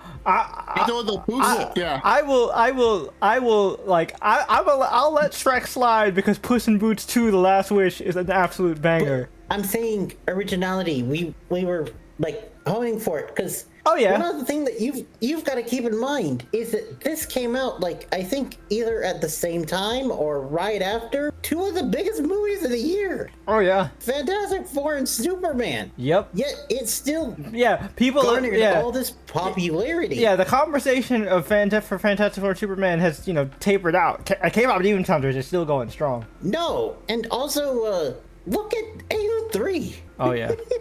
Oh yeah. Or probably don't look at AO3. Don't look at AO3. Don't look at Pixiv. Don't look at Gale Bureau. But anyway, so with that huge caveat of all of that, I think I hate to do it. Look, I've been giving them out like candy, but fuck it. I'm telling you, this is one of those. This year, dude, this summer has been the best summer in terms of like podcast content we've covered. We have had. Out of the main crew of three of us, out of the main trio, we have had at least 4 unanimous 10 out of 10s. Yeah, no, this summer is full of bangers. All right, last but certainly not least, David, final thoughts and ratings. And you're obviously yours is the freshest, so like you haven't had time to fucking get absorbed into this rabbit hole, watch all the videos, fucking watch it 12 times. I've seen it 12. I counted. It's 12. I'm actually not exaggerating. It's 12 now? No, it's 12. Yeah, because I watched it before the podcast. Honestly, I feel like you should have all on me. Send D into all on me to suit your song. We were supposed to do a homie hang of watching it together, but I guess that fell through. Yeah, we just lost track of time, and with Tony's promotion, he's been busy and tired. Oh yeah, promotion. Where you go? But yeah, so Yeah. David. All right. Like I say, kind of where we have more dialogue, not just Flesh album, more dialogue of the rest of the Soldier Boy, and maybe a little bit more to the other two, or Billy, or Bobby. Bobby, the Imaginary. Yep, Bobby. Yeah, but besides all the flaw you guys say and some of the roll my eye moment where you guys calling your cringe idea, no offense. I'm gonna fall in pro press. Cringe ideas? Wait. What are the cringe ideas? Cringe. Anyway. Oh no! Don't you anyway me, sir. Back the fuck up. I'm not letting you get away with that. What the fuck you mean? The fuck you mean? No offense. Offense. What the fuck you mean? God damn it, Jay, trying to start some hot shit in the comment, damn it. Tell me the audience guess with that one. I'm the audience. Oh, okay. I'm stepping up to the plate. Fuck you mean? Nah. Let's get this flame war going. Tell me what the fuck you mean. I just mean cheeky, Jay. Calm down. Alright. Look, you activated my K-pop stand mode. Fine, you won. They'll find the fucking career Martha. That one just like, this is the wrong manga for that shit. Exactly. But yeah, okay, for real this time. Alright, I've calmed down. You can now give your rating. Tony, I give you 20. Tony, I will give you 20 bucks to make that a sore. Brian's the one that's a master of shorts. Okay, Brian, give you 20 bucks to make that sore. I'll fall in pro pressure, give it a 10. Damn right. Okay. I haven't seen any rash yet. I've been able to avoid every spoiler somehow. That's your superpower, because I don't know how you can. You're on Twitter. Yeah. I mean, I didn't know that the main girl was going. I didn't know she was going to be demon. And if they said that shit at the fucking beginning, how the fuck have not heard that at all? That's why when you talked about it and you said I thought it was only going to be boy band, I was like I can't tell you because of plot. That's why I was like that. That's the closer me almost getting spoiler. Yeah. That draw sales we have. Yep. But yeah. So, all right, cool. Unanimous 10s. You love to see it. So before we go, David, do you have anything you would like to promote to the audience? We'll obviously leave David's channel linked in the description. I can do an FID at Twitch. No, and I did not joke. Only know, one person to make you that joke. Me. Yeah, that's me. It's surprisingly not Fred. Shout out to Fred. I mean, he's a mom. He's not even a oh. Yeah, he ain't mom. Fuck you, Fred, for not being mom for us. Anyway, and King David 9050 as my YouTube. We'll be posting a lot, not yet, but we'll be editing for a live video for there. You want to see Jay Lu his shit about Sunday Real Plow, his sister? Oh yeah, My channel. Oh yeah, that is some. Oh yeah, our reactions to Sister Leveling are there, and also we had Tony up there for a bit when we reacted to Epic the Musical. That's a saga. Oh yeah, that too. Yeah, that's gonna be a long one. That was a fun time. Yeah. I'll never get tired. I did that recording. That's another one that I will never get tired of. Never get tired of watching. That I almost kind of suggested it as a podcast topic when I was like, it's not an official thing, so we maybe not. But I talked about it a lot. Yeah. We all did. Oh yeah. I probably should. Honestly, K-pop was supposed to be interactive, but I'm like, I don't have enough time. I'm making the podcast time. I'm just still gonna fucking watch it by myself. Yep. Makes sense, but I probably should share it to you when I see it again, but recently on my feed, I've been seeing these videos about this guy who's been like dissecting like motifs and like elegant little things in the background from Epic. Oh, nice. I love that kind of shit. But yeah. Oh yeah. Wait, how you see that one short about how fuck Hunter would be in real life if there were a real K group? Oh, yeah. Oh yeah. Yep. Because of all the controversies and Yep. such. Yep. And yep. The lucre, the nepotism, and you fasted cheeseburger ramen. Yep. But yeah. So like, good shit. So Brian, now that we're officially in the wrap up phase, why don't you tell the lovely folks at home what we will be covering next week on the podcast? Well, we are going back to our regularly scheduled programming of covering things that are releasing around the time of at least recording. And you gotta tease it before. There's a reason why Tony was watching Wednesday Season 1, and that's because next week we are covering Wednesday Season 2. Also, real quick, I said it before, and I'll say it again because I'm still mad. Fuck you, Netflix, for that cliffhanger. Fuck you. I'm still upset, but I can't wait to see the second half. I'm really excited. Oh, we will have David back probably for the Dawn to Dawn episode because David is the one that introduced me to Dawn to Dawn in the first place, so it feels right to have David back for the Dawn to Dawn episode. Hopefully they can say some shit this time. Yeah. But so we will catch you guys next time. Hope you guys enjoyed. We'll see you next week. Peace.